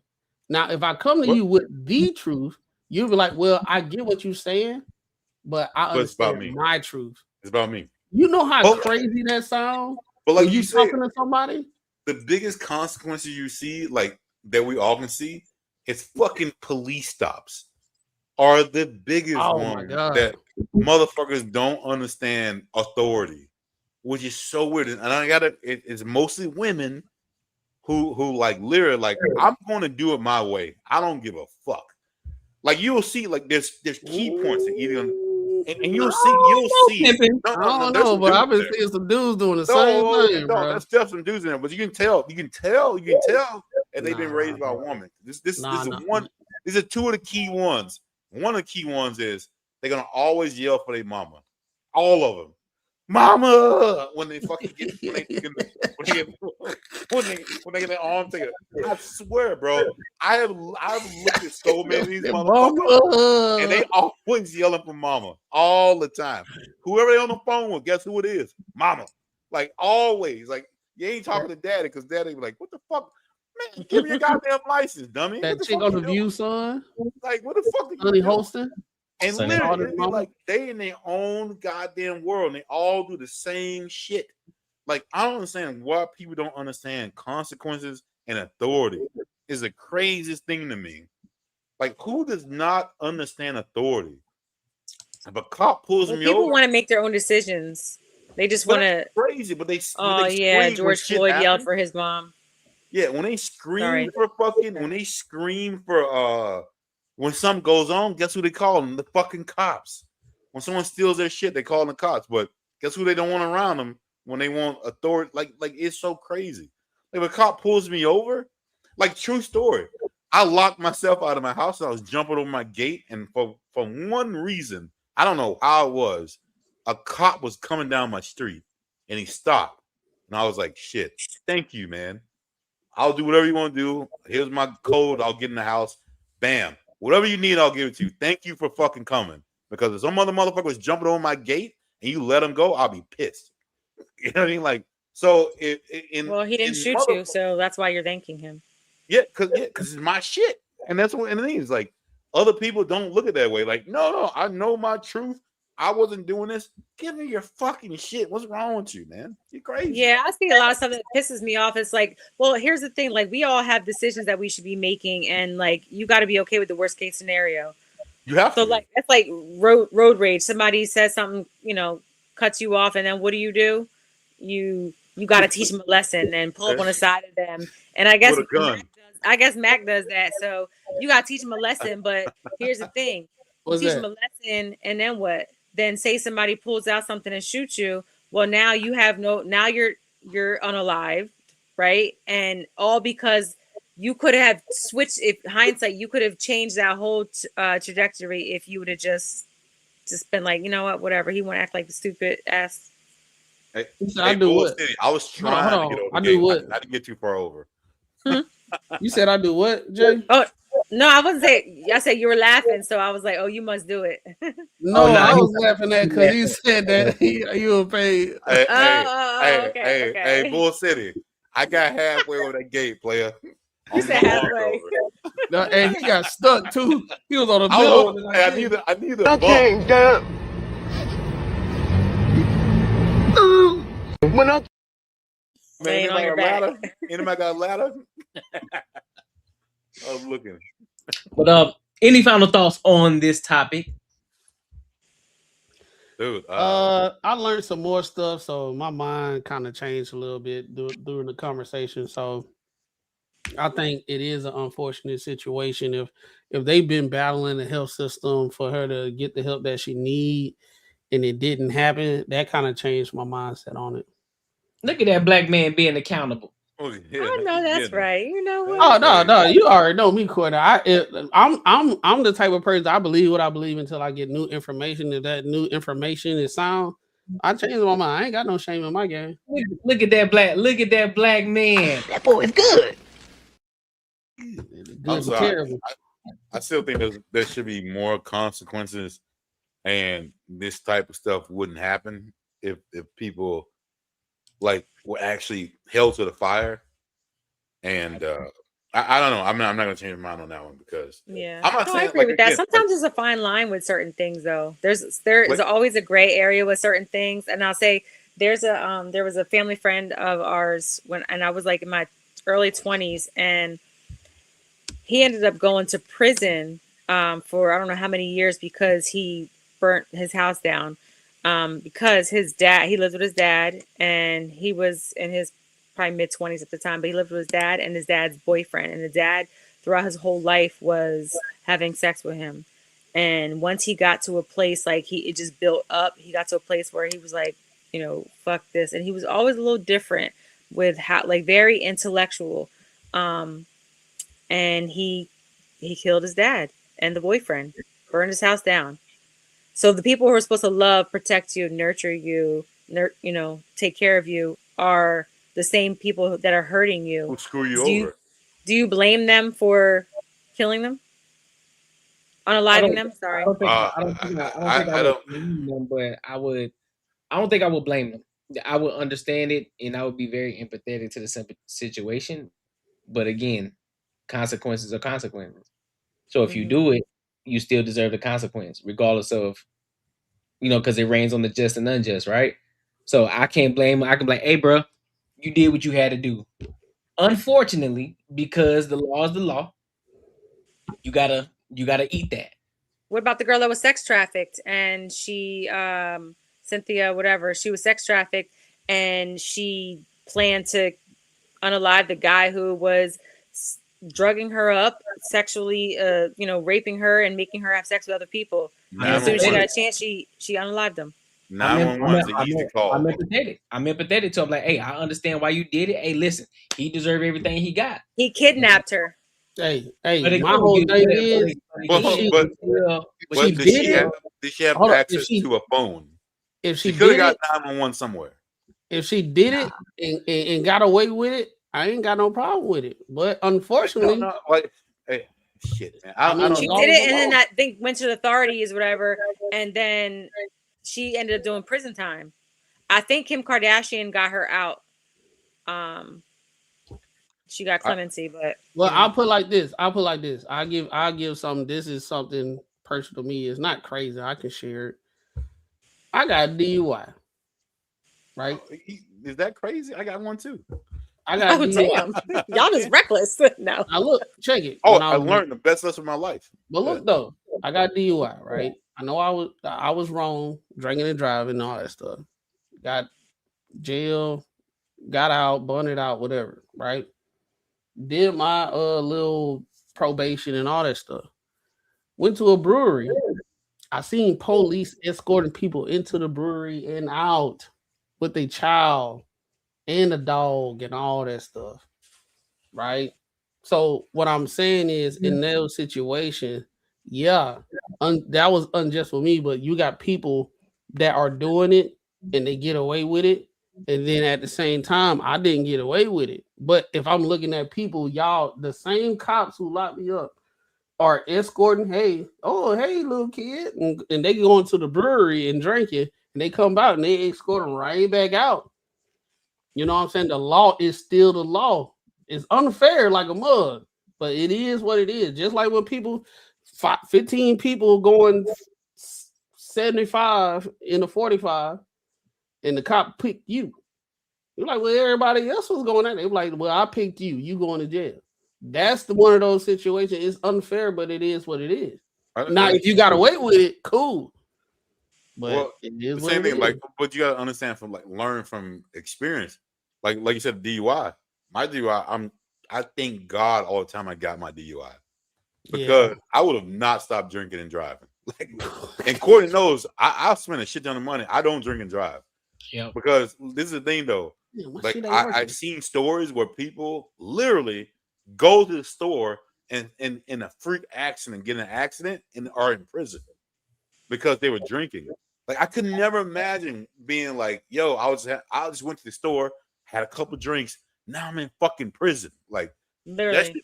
I would feel like that's not fair. Mothers, shout out to the Mothers Against Drunk Drivers. That's a whole program that they show you.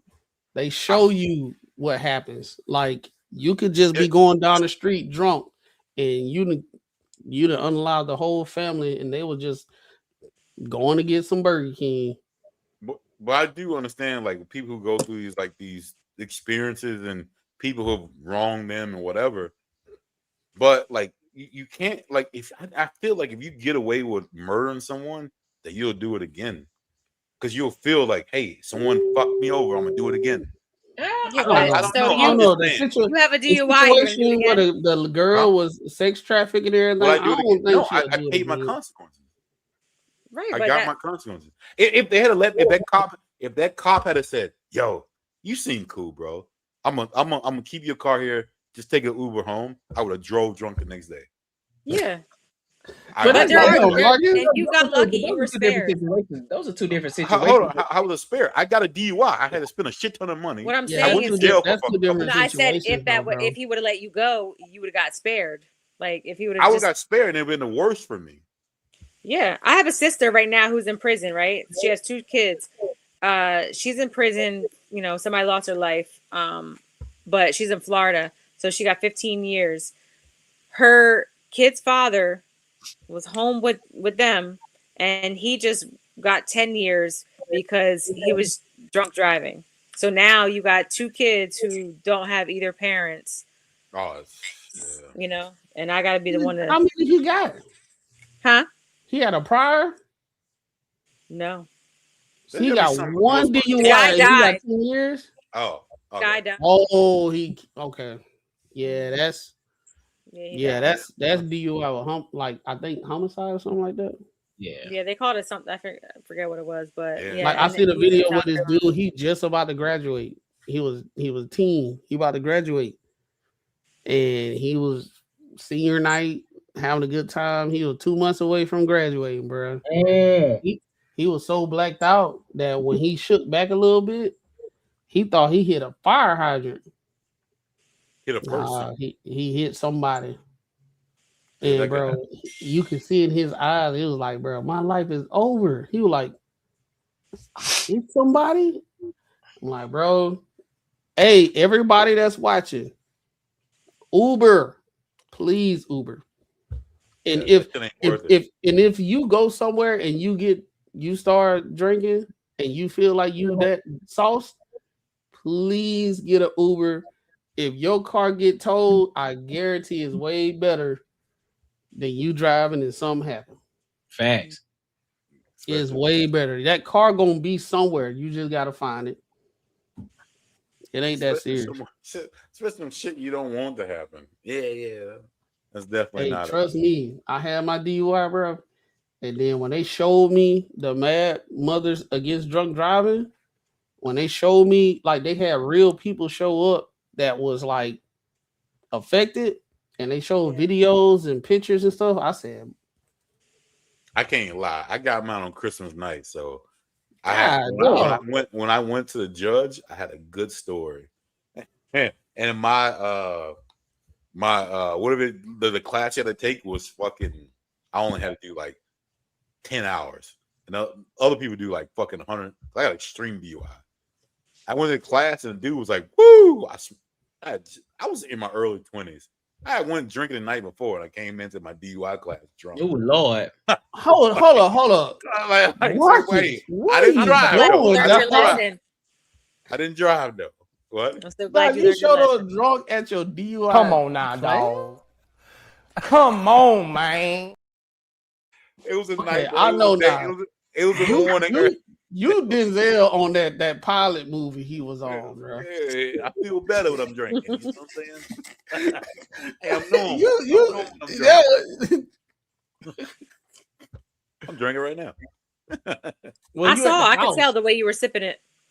I've been sipping all night. Bro, I know you were like, hey, you know somebody drinking when they put that finger right there on the forehead? Hey, you gotta. Hey, that's a kickstand, dog. You can't let it go in there. That's a kickstand. I know, yeah. Hey, I got you, little. It's kickstand. Stick it in there. That's it. Hey, Jay, you don't seem amused. That's what we do when you grow up. Yeah. well, I like my liver to, be good, because what happens is, we poison our bodies, and then later on we get to a place where now we have kidney failure, and then it's like, oh, let me try to hurry up and go backtrack. Can't do it. Yeah. So. You forgot she vegan. That's why you got to take milk. That's why you take milk prices. That's why you take milk thistle to help your liver repair. That's true. Milk thistle does help you to detox your liver, but you're doing damage to your liver all the time. So everything in moderation. Every day. Oh yeah. Don't drink every day. Well, Mark. Well, I don't know. I can't speak for Marcus, but yeah, if you drink in moderation, you're straight. Yeah. He's straight. But I don't know when it's time to drink. I don't know how much he be going in. So that's I can't tell you that.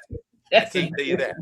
I ain't gonna lie, bro. My body be telling me, Clem, slow down. And I hate the feeling the next day. Like, I'm like one of those little Asian guys. I get it. I get it. Those little Asian dudes drink till they 90 years old. They fucking pounding them. Yeah, but they don't drink the same stuff that we drink, okay? And they don't eat the same foods that we eat. The food's not the same. They drink green tea. Like, they drink like real with like 100% fucking alcohol in it. That should be strong over there. They be drunk. Yeah. It be strong. Like I like sake. Yeah, sake is blessing. You hear me? All right. So do you go to the buffet? Do you do the hibachi where they squirt the sake in your mouth? Nah. Marcus said, "Oh yeah." I mean, no, I go to hibachi, but not when they spit in my mouth. Hey, they be like, hey, they be having to think, hey, sucky. Nigga, that's a man. What? No, this my ex. Your ex-girlfriend a man. Why you think she in jail with the men? She'd be on the other side. Nigga, you gay. You gay. They be like, they be like, you want some? They about to squirt in your mouth. I'll be like this. I took my kids to one of them, and the guy going do that to my door. I said, whoa, no, not over here. You better take somewhere else. I'm like, what is that, man? Hey, come on, I'm good. Get in there. Your mouth be wide open, big dog. Oh no! Free booze, man. Jeez, no, you gotta clip that, Courtney. You gotta clip that, Courtney. Please clip that. Hey, I'm secure. I'm secure. That was it. I'm all like, yeah. You got some booze in that player? Just come on, man. Stop that shit. That's kind of whack. That's kind of whack. Just hey, so Marcus, you let a grown man spray stuff in your mouth? I'm joking. Jesus, no one's spraying shit. Please clip that. Please clip that. He said, he aiming that bit like this, big dog. He's skeeting a long way. Well, wait, do y'all keep your mouth open for the shrimp too? He's shaking it, yo. For the shrimp? Nah. They take the shrimp and nah, I'm good. I don't do none of that. Nah, I don't do none of that. Hey, now Marcus like this. Hey, Marcus, I paid my money. It used to be all Japanese dudes. Now they got Mexican, a couple of black dudes in there fucking doing the shit. Oh, really? Hey, when they say it, do you lean back in your chair and be like, all right, bet, let's get to it. Like, hey, if I only ordered chicken and they say I got a shrimp, I'm like, come on. That's it. I got pause. Well, yo, bro, what's up? What's up? You all right? All Are you going with your homeboys or are you going with a woman? Oh, shit. Hey, That's a good question, Jay. happy. That's a good question. Hey, she happy. She good. Fish. Marty, man. Hold on, That's fam. my You man. gonna let your girl Hey, let another she- man squirt in your mouth, big She dog? be like, "That's my man." That's crazy. I'll stick beside him. That's crazy. So if Mons asks you for rich it, you gonna rich it? Y'all fucking stupid. Bomber Clyde. That's my man. Hey, fish. Barty, man. Yeah, y'all wow. That boy Right. said a shrimp. He said shrimp? he said he Bro, was a hey, shrimp if in you his go, mouth. you The only big order shrimp or chicken. little shrimp? Oh shit! If you only order chicken and they throw out the 4 shrimp, I'm getting some. I'm good. That's crazy. Mons for reach for the shrimp. Hey, I like Fish.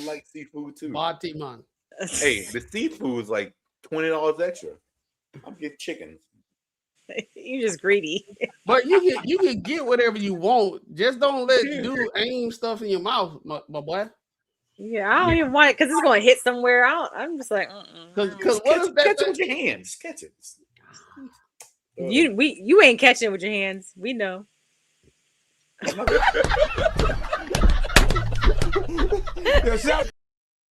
Oh, you funny now. That boy You said, you a comedian now, huh? I am a comedian. You all funny and shit. You started it. You said, "Yeah, give me that sake." Yeah, sorry. No, that wasn't it. Yo, boy. You started. That's it. I can't Martin. unsee it. I can't Nah. unsee it. I can't unsee it. Dog, which one of your homeboys with you right now, Tito? He hanging out. Tito, Tito, and Jack. yeah, I knew it Tito? was Tito. I Hey, knew it was Tito. Tito don't say shit. He just kicking it, bro. I knew Yeah, it was you Tito. need to drink Tito on this show.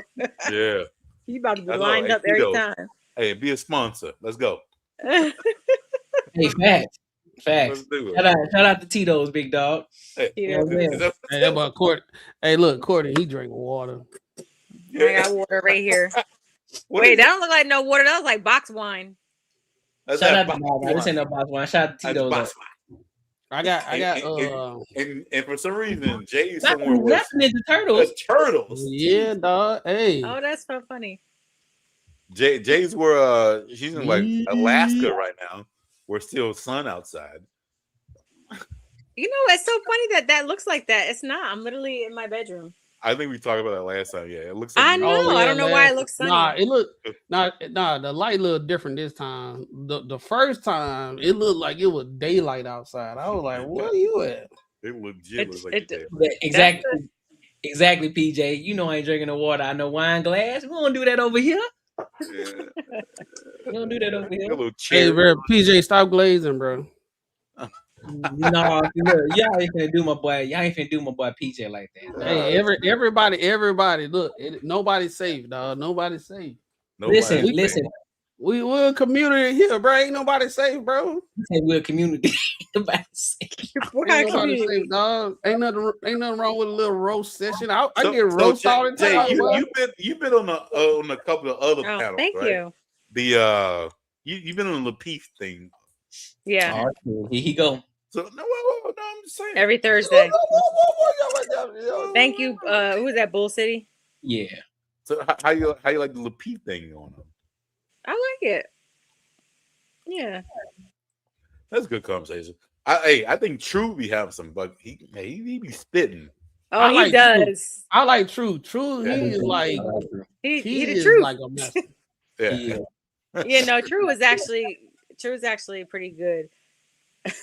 So, some people I do gotta say, I feel like everyone coddles Bo, but out of everything else, yeah, it's she got mad at me. She got mad at me yesterday because she thought I was condoning a man forcing himself on his woman against her not wanting to have, sex. And I said, no, but that's just your duty, your duty. Like, I just feel like she was saying like men, like there's times when over time in your relationship, like they don't do the things that they do to get you, or they did to get you, like as far as taking you out. And I said, well, I haven't experienced that. I've never Oh experienced yeah, I that. did. I saw that. I saw That that. doesn't that Because I feel like if you're so then like she's like, well, I'm not going to give him sex if and I said, well, you're more likely to get what you want if you do. So I don't, I haven't But experienced that's the other. thing, though. In realistic situations, that don't happen. You ain't forcing yourself on your girl. Like if she is like mad about something, majority of the time you like, hey, whatever, bro. Like, come Well, on. we were talking about the difference of like man, like no matter what is different. Like a woman, it's emotional, so they want like that emotional connection in order to be able to have to get wet, pretty much Do you to think? allow the man to enter. Jay? Do you think sometimes when on panels and everything, you think that some people have a problem with reality versus how it should like be. just talking on a podcast? Oh yeah, Because they like sometimes I be thinking like people don't think about the whole thing. It's so surface level when they saying stuff. It's like they're not looking at the whole thing. So if they blaming something on somebody, let's say gender war, right? If they blame a man about getting her pregnant, it's like they looking at it as the woman is just unwilling participant in a sexual action, right? Oh. But knowing that the woman is the one that has to open up her legs in order to allow the man. But let's go even before that. They had to meet. He had to get the number. He had to text.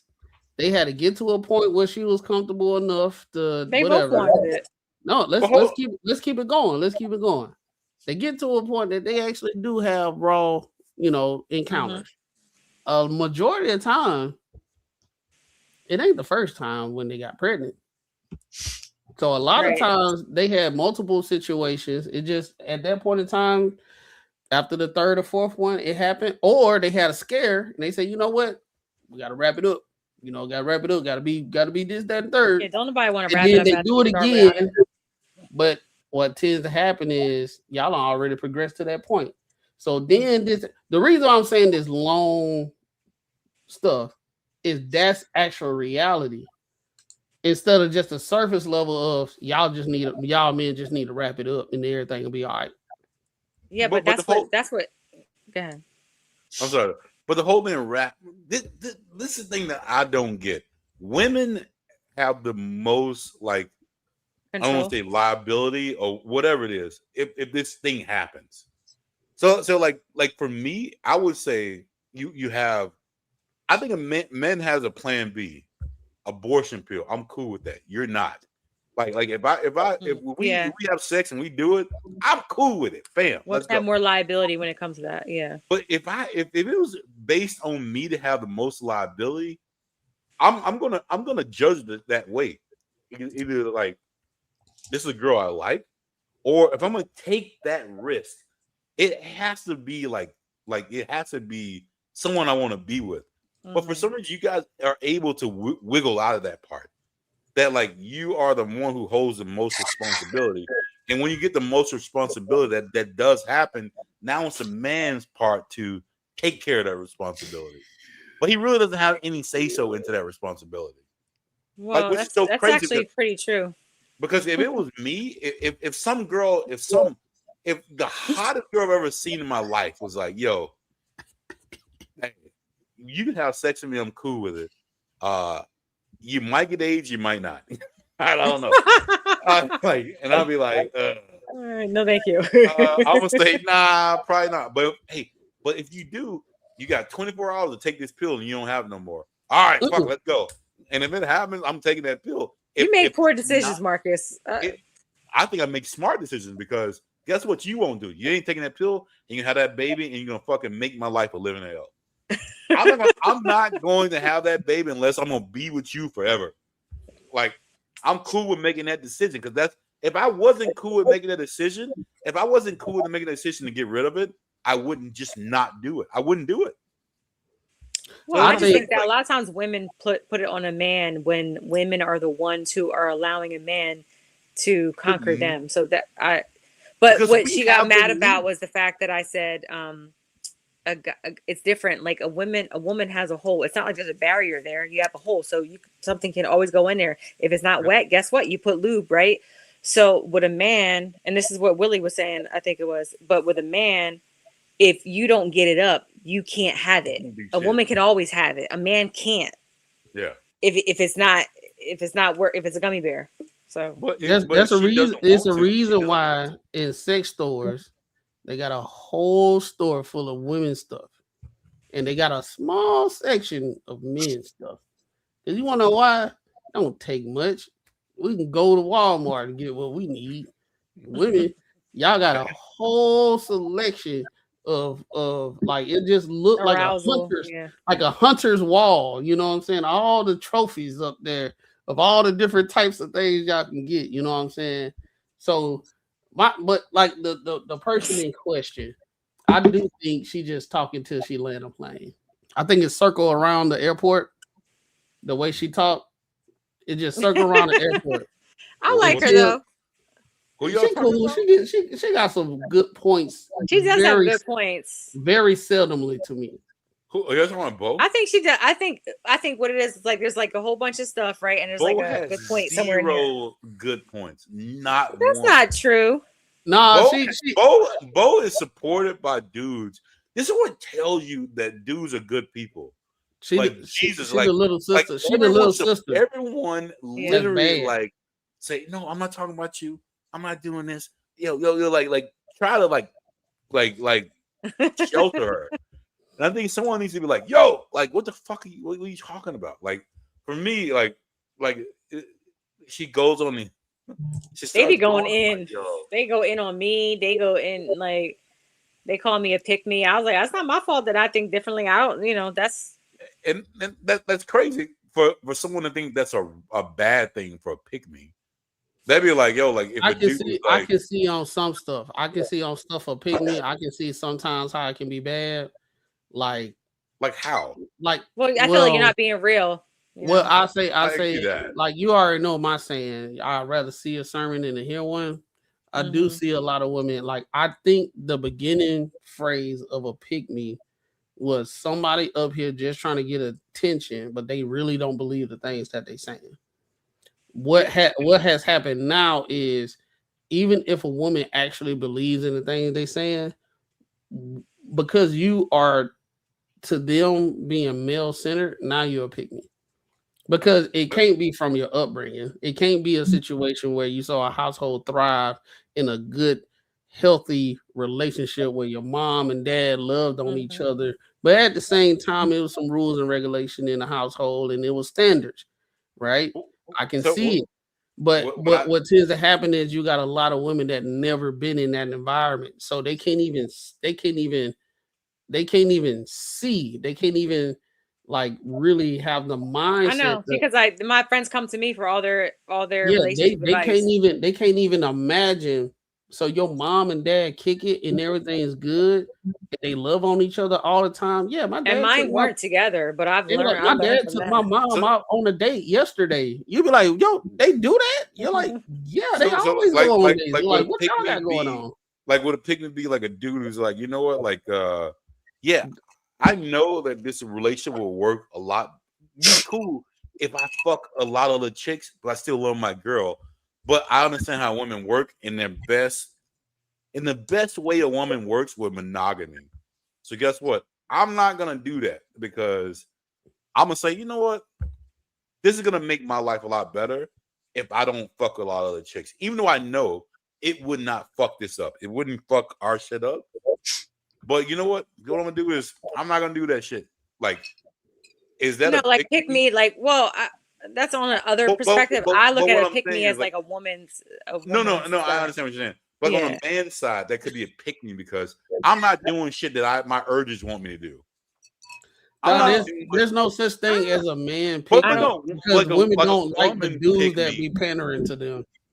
Yeah, I know, but like my urges could tell me I could fuck a lot of chicks and be fine with it, and that will truly be fine. But I care about my. No, you're gonna be called a simp if I fuck a lot of chicks. No, I'm saying if you almost like it, what you're saying, like if you're like, oh, you know what, I know I could be doing this, but I want to be here with you, baby, and I want to, you know, No, such I'm and not such. saying that. I'm not saying. I mean, I'm not What like are that. you saying, Mark? Well, you did But say no, that. You said but that no, you. no, no. You're right. I did You're- say it, but not like what you made it out. But what I'm saying is, this is what how a lot of women would view it. Like they Oh, would view it in that way. Like the sought out men are the ones who have all the options. okay. You know what I'm saying? You But for the said, normal boy, they people, for the they normal gonna get people, mad, boy. You but said for the that. normal people That's the out there, truth. like I mean, normal people, I think have a little bit of options, but not really a lot. But at the end of the You day, said like normal people. yeah, the normal people, even if I had all the options, I still got to look Yeah, at I it guess make like. somebody laugh or something like that. You know what I mean? I say even if I had like the options of the doing that, like I still wouldn't want a girl who's cool with me fucking with someone else. Like I've told my You girl, want somebody to check for you in a sense. Like I told my girl a want the million times, challenge. I'd rather you let me I'd rather cheat on you and you not find out versus you know. You know what I mean? Oh, Like listen, if somebody cheats on me, you better not let me find out. yeah, Like, just don't So tell me. I would be Don't like, confess. Don't tell because me. that would I be don't want to hear weird it. if she was like, you know what, I understand. If she said, hey, I understand, I'm like, you know, I'm She's gonna saying, I walk understand away. because I just was with Tyrone last night. Well, No, you think or she's I gonna know have it's gonna she's gonna have a be vendetta dumb. against you? You think she'll have a vendetta against you or something? In any experience I've ever seen, that doesn't work out. Strippers, I've never seen really good women okay with their dudes fucking somebody else. Well, it depends on how much money you make. In no situation, me personally, I've ever seen. Like they might say they're cool with it, but there's always some other shit behind it. There's How much always money do you something else. make? They're not cool with it. Not enough for I'm that. not asking you. I'm saying it depends on how much money you make because But even if you because some women are okay with it as long as they live in a certain lifestyle. Is she really gonna be there for you? Probably not. She's looking. So If I that know money women dries up, who want to have their man even have like a threesome with another woman and they're totally against it, the man. and the dude, I'm like, I just wouldn't want a girl like that. Like I just would never. Like Chelsea, that to me would be bad. Chelsea Handler is one of those. Not Chelsea Handler. It's another one. She's a comedian, and she said that she gets turned on by other women. Fucking her dude. No, flirting with her man and things like that. She gets turned on by it. I would not be with. I would not be with a my girl whole like that. my whole thing about that type There's of nothing chick. wrong with that. I know what my whole thing about that type of shit, bro.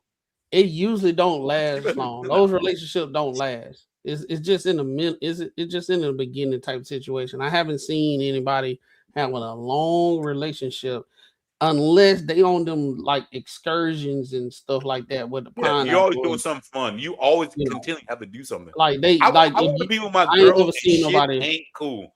I want to be my girl like, yo, like, hey, if shit went down, she's still like, I love you. We're good.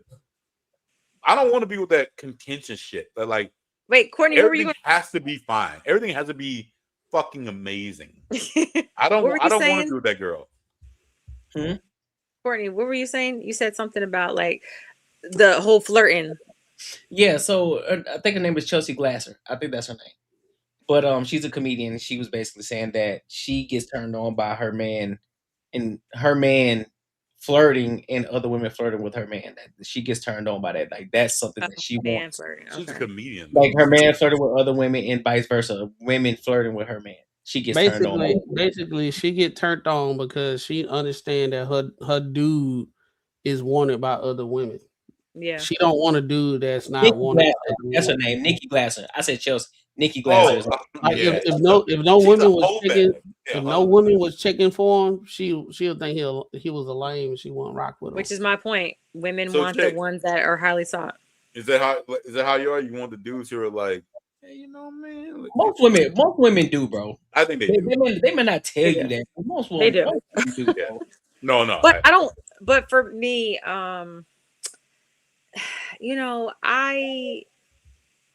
I guess it's a little different. Like I don't just because somebody is like.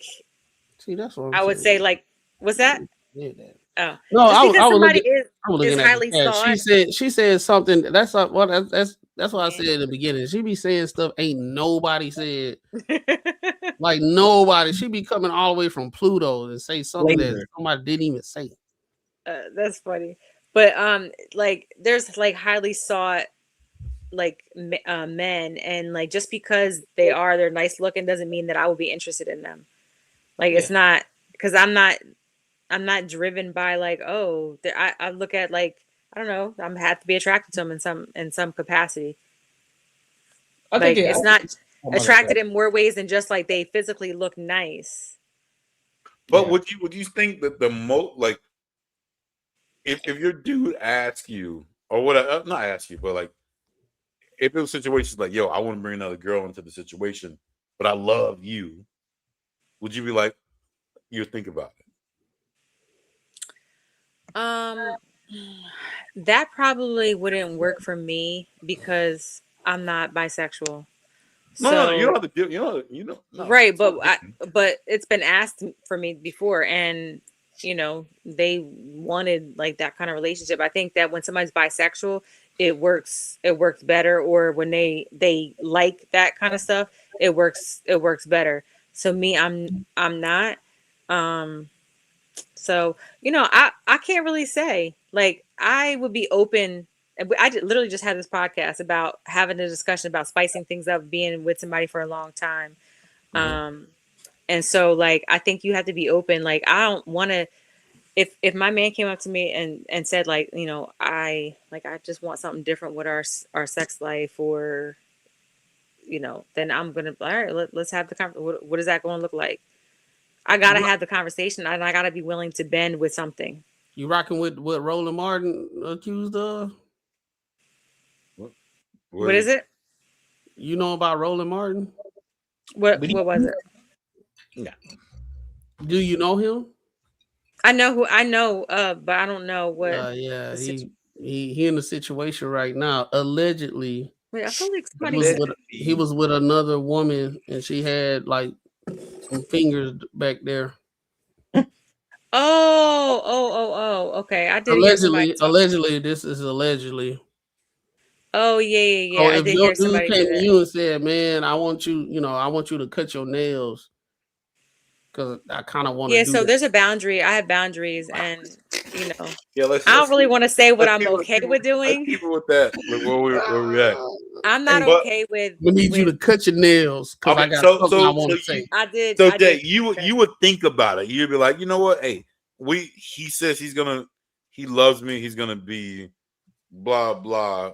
You would think about it. I'm not thinking about that. Like that's where like it would be, the line would have to be drawn where I'm not. I'll do something else, but I'm not putting my finger in there. No, not that. I'm saying with another girl. Oh, what do you say? With another girl, like if he was like, "Yo, I want to have you and some other chick," and you'd be like, "All right, well, this is unfair. Let's just go question. to a swingers club. Let's do unfair like question something else." Because you can't answer because you're not really like tied to someone. So I get that. I'm not gonna say that to you. She said I've had experience. She cool with going to the swingers club. But I think it's a little different when you actually like somebody. I would hopefully it's different. I think it's a turn on a little bit, and so in my mind, like, so I've done like role playing and things like that. What do you say? I've done like role playing and certain like scenarios, because like they may have wanted that or to kind of visualize. I've done that, and it was fun. That's fair. So if my girl, I see why they call you a pygmy because you adapt. They don't, the other women, they don't like adapt. You got me how I am, and that's it. Then you don't like it. I think the most satisfied you could be with a man is when he's satisfied. Like that's just how I feel. I've never had an issue with that, so I feel like why, like I'm gonna do what you want me to do. Y'all gotta throw 100. Y'all gotta throw 100 in the super chat for that. I mean, like I've been I've experienced like a submissive, very submissive relationship. So I experienced some things, some 50 Shades of Grey things in that, and I think that Marcus said, "Oh hell no, I ain't doing it." Yeah, I've experienced some. Yeah. So it's just like I don't know, like I don't understand how. I just don't understand. That's important for me. That's important. You was just raised different, man. You got women that was raised different from you, and at the same time, they got they dating advice and how marriage look from social media. Yep. And other bitter women and bitter aunties and bitter old ladies, they are the worst. But do you think it's because they're bitter because maybe they like the way they look, they're not being sought out? I think they bitter because I think they was lied to when they was young, and then when they get to that age, they did everything what everybody told them to do. Go get your education, do this, do that, do that. And then they get to that age where they feel like they supposed to have the things, they don't have it. So guess what? Misery loves company. So even though they don't have what they want, they're not going to sit back and assess the situation and say, I could have did this a different way. They're not finna put that to the younger generation. Hey, I did this. You might want to do it like this because this what happened to me. Right? They're not going to say that, right? I would say majority of the times men do that. Men do it, but I get it. A lot of women don't believe it, but for some reason they be in men's facility like areas when we have these conversations. For some reason they know. I don't know. They say we don't have these conversations. But the men, they really be like, look, I was doing this, that, X, Y, and Z, and I had this chick. She was doing everything. I wasn't ready for no relationship. And I just kept on doing me and this, that, and the third. Hey, bro, young fella, you find a chick that's doing, lock her up, get her. Don't do what I did. You be out here like me. I think that's the reason why, because they're not gonna tell you exactly what I just said on the man part. They're gonna say everything's good. I got my money. I don't need nothing. I got a dog. I did this, that. Girl, you can do whatever you want to do. Everything gonna be all right. And guess what? The women gonna look and say, well, auntie, she do got money and everything. I guess she is happy. But none of them girls. You gotta look at the man. Hold on, Marcus. I'm about to land. None of them girls actually see what that woman is going through when she go to her house by herself. When she's alone. They don't see she hitting up her friends and her friends can't do something because her friends actually on a couples trip because they've been married for 15 years. They can't go kick it with the friend over here because they going to their daughter or son graduation. Right? They can't, they all the friends not available like that no more. And you're miserable and lonely. She at the house kicking it and can't do nothing because everybody wrapped up, but she kicking it. You mean she's single? Yeah. But it's not just being single, but I think being single and having this like entitlement and feeling like you can't conform to a man. So it's like you're so like strong-minded where it's like you can't even listen to anybody giving you any kind of like criticism or good advice. Advice. Yeah. Why do you think it's like an increase of older women going to the club with the younger women dressed the same? Well, it just so happened Tracy Ellis Ross said she like younger men versus the older men. Why you think a lot of older women do? I've already said they didn't switch it up, but at the same time, the younger men only like the older women because they cap, they kind of easier. Shoot, because you can play on the emotions. That's what it is, emotions. They don't have that like that. Yeah, I'm with the younger guy because he understands. He's more open. Of course, he's gonna be more open. He trying to get in. I'm like, yeah, I got this old chick over here. Oh, that's what they're saying. That's what the younger dudes are saying. Hold on, what do you think they're saying? I think the reason why a lot of the older women are with the younger guys is because no. Him. What do you think? What do you think his thoughts are? Oh, his thoughts are why he's with somebody who's younger. No, he's saying what do you think the younger men are saying? Oh, the younger guys, the younger. Well, they want to. I got an old chick. I got Tracy Ella Ross, bro. She be like, she give me whatever, bro. A lot of times, younger guys want like the maturity, especially depending on where you are. But if they're looking for like a relationship, they want the maturity of a woman, an older woman. But it's always gonna. I mean, well, no, I'm just saying if they want a relationship, I do think that. They're looking for something. I've seen it. I've seen it before. But I'll say any man wants sex at the end of the day. I think what Marky's trying to allude to is like, what's the amount? What's the average? On average, like if a dude's you with might an get older a young chick, dude that's serious. he is literally trying to fuck, and she has a comfortable place to stay. That is literally it. Yeah, but Like, if he has his own place, if he has his out. own things going on, but you're speaking on just a man who might just be, I don't know, what we talk, like somebody who younger doesn't really have anything. How many young dudes have their shit going on fucking with older chicks? Hold up, clarify the young dude, because I think that's what the 20 between the ages of 25 and 28, and the woman is like 48 to 50. If he's got his shit going on, he's only about fucking. That's literally about it. You think he wants to be with her? If he's got his shit, I'm saying there are. I've seen it. I've seen relationships. They're like set. I have a friend who is. I'm not saying that one off. Yeah, but I'm just saying. I'm saying that's another you're right. option. Yeah, you're right. Some dudes, have. I've seen a 50-year-old marry a 28-year-old who actually really loved him.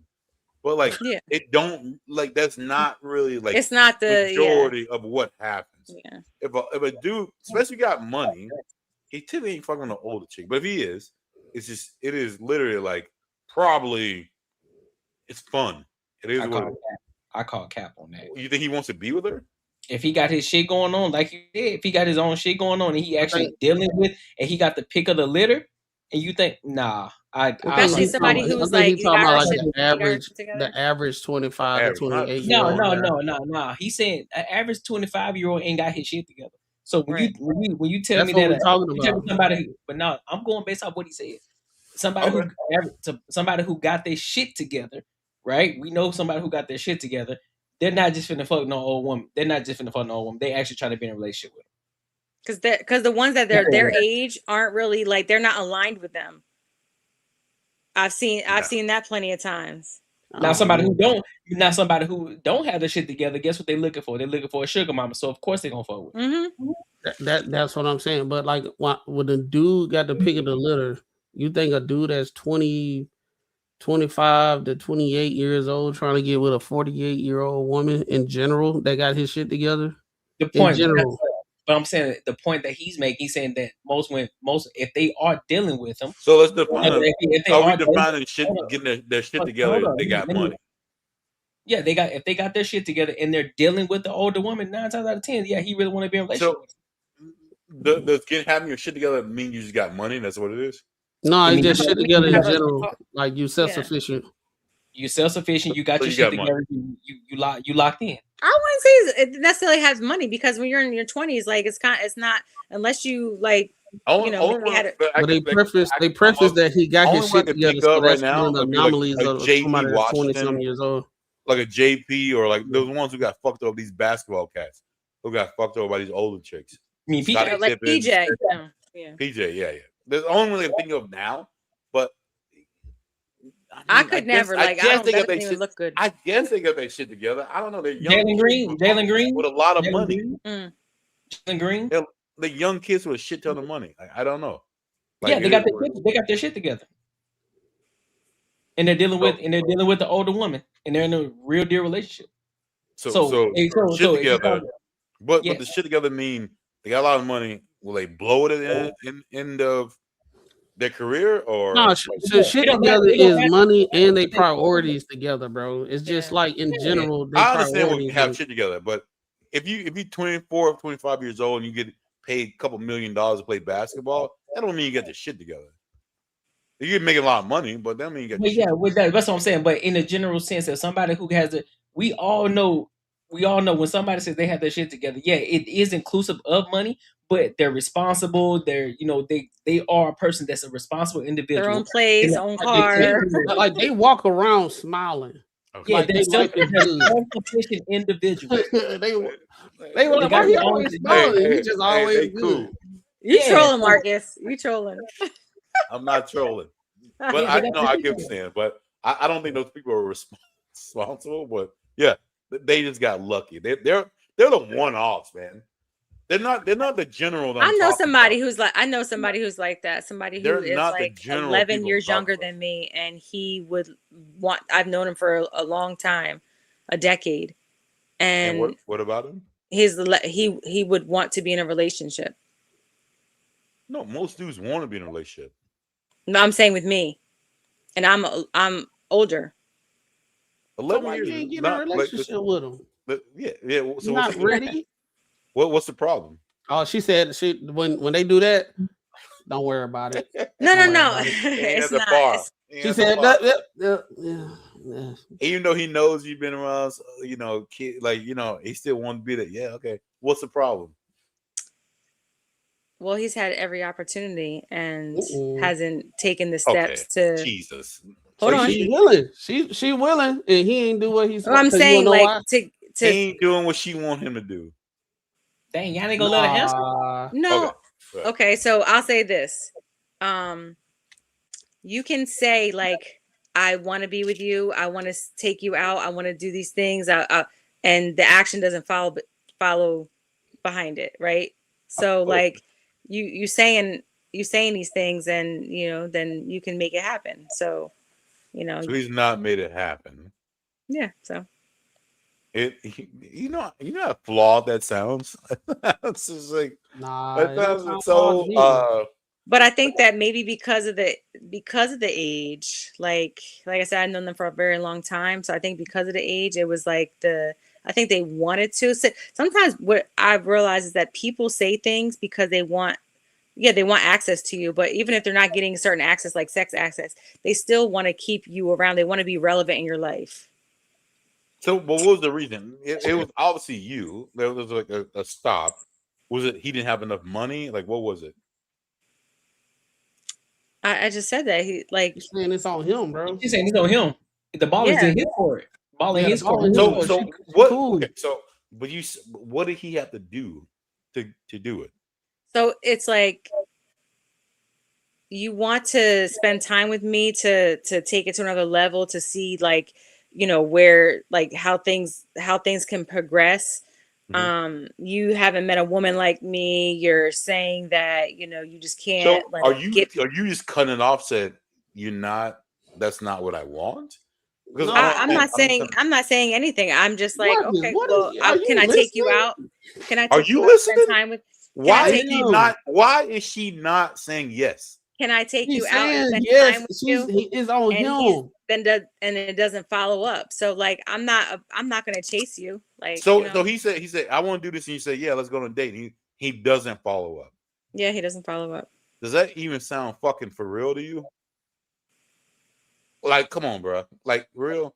I know we gotta listen to what everybody says. But I'm just saying he doesn't follow up. He doesn't follow up. He says it, and that's why I said I think he just wants to be relevant in my life. Like, and I get that. I get that. But like, if it was me, and I'm like, yo, I really want to do this, and you're like, all right, cool, I'm down, and then let's go on Friday, and I don't show up, then that's different. But you like what you're saying. So here's the thing.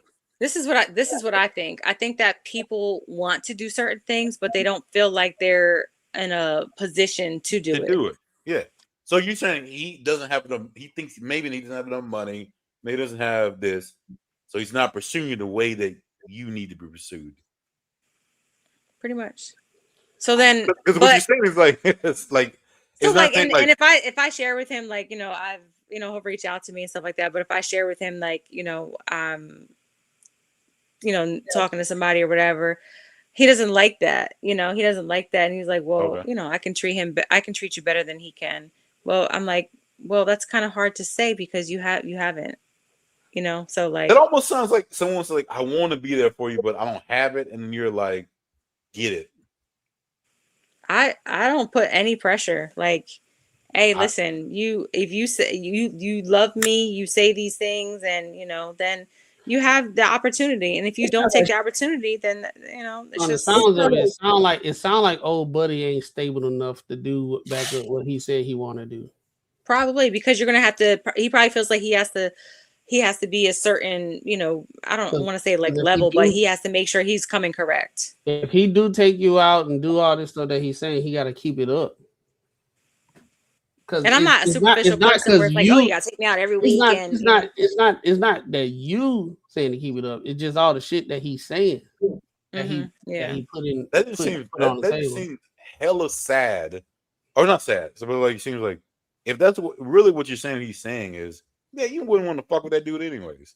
Like he's kind of like, it's only gonna get worse. Yeah, like he's always like, oh, I'm such a loser. That's literally what you're explaining to me. And he has a lot of and the thing is, I think that he probably at one point he probably was still wanting to do his thing, like, but he has a lot of options. Feels that way. He wants very nice looking. If he wants that capacity, he probably got some new J's. He's like, you know what I mean, he's fresh. You know what I mean, like probably a little. He does some push-ups on the side of the street and shit. Like, oh, he works out heavy. That's him, bro. Like, yeah, like it. I mean, I don't know really cats like that, but I can only imagine. He's like, man, baby, I'll take. Yeah, I don't know, man. Yeah. Well, you wouldn't want nobody like that because that's gonna be just disappointment. Well, no, because you're disappointing now. It's like you don't even have to. I don't even ask for anything. Like you don't got to tell me anything. You don't have to.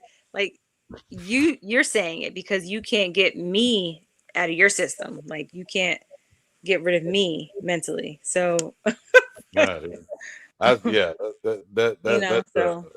we have a connection, and that's fine. You have a connection with somebody forever. Like it's just so you do like him. Yeah, we have a connection. I care for him, but hey, well, boost him up. Like all girls say, you know what? I'm here for you, and I'll do all this. Boost him up. I've done. You boosting up, you're gonna be boosting them up forever, goddamn. I don't think that's the case. I don't know. Nah, they ain't even in no relationship, and it's this difficult, bro. It's not that difficult, bro. A person does what they want to do for you. But do you understand how men operate? Like I don't understand. Like for me, this conversation is kind of wild because it's like I feel. Jay, hey, I don't know you, but I think you're a cool person. I think you're leaving some shit out. But like for me, I'm thinking like you've told him some shit, or maybe whatever, that he is not that dude. Like he ain't got it. Like I don't see dudes being like, ooh. Like I mean, some dudes do. I get it. Some dudes do. But at that point, I don't think you wouldn't show that regard. I don't think he's doing that though. Like what you're showing right now, like you show something like I want him to do better. I'll say this: we had a certain kind of relationship, right? I'll say that we had a certain kind of relationship, and then it built into a friendship and built into like a love for one another, and to the point where like he wanted to pursue something, but he just wasn't taking the step. So it's like now. Years go by, you're saying that you want to be this person in my life, but you're just not taking the steps to do it. And I'm not the one like, oh, he has to pursue me. And I don't feel like that, but I feel like you have to put the effort in.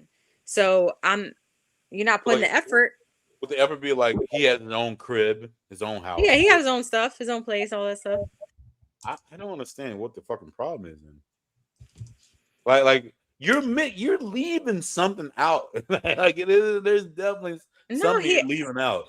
No, I just think that I think that he was probably used to the access that he had with me, and then he no longer had that same access. Like I'm not. So you switched up. I'm unbothered by he wants to put his way over the probably the years that he's dealt with other women. He said that it always reverts back to me, and so he just has to see what this is, if it can be something I told my girl one day, I was like, the best version of a man you might get is when he cheats on you, and then he figures out you're like the one, and most girls don't. That part you don't get. Like I don't know, like it's like in that point, like when you like, if you did something and you're like, I could have fucked this all up, and he's probably like the best version that you're gonna ever get. But when he cheats on you, if he cheats on you, because men and women are different. If they do, it depends. It depends. If Wait, you're it's- saying when he cheats on you and then he does what? He come. if it's just like because there's different kind of cheating. Like if it's cheating like someone he works with, like if someone like he like Cheating like is sex. I don't know. Like no, what? no, like there's two different ones. There's one that's like very involved, like him asking this person out. I think it's different. But if it's just some random and some shit happens, that's not really, that is what it is. But a lot of times when that shit happens, then he realizes how good his girl is. Like 100%. Like, you know what? Like, dude, like could have fucked this shit up. And you probably got I get that part. But like, sometimes you guys need to do those things in order to like realize what you have. Then you realize what you got. And it's like, all right. But it's so totally different with women, though. Yeah. Well, Macaroni did it. He knows what's up. Well, any final thoughts for tonight? This was a great show. Yes. Jay, I appreciate you for pulling up.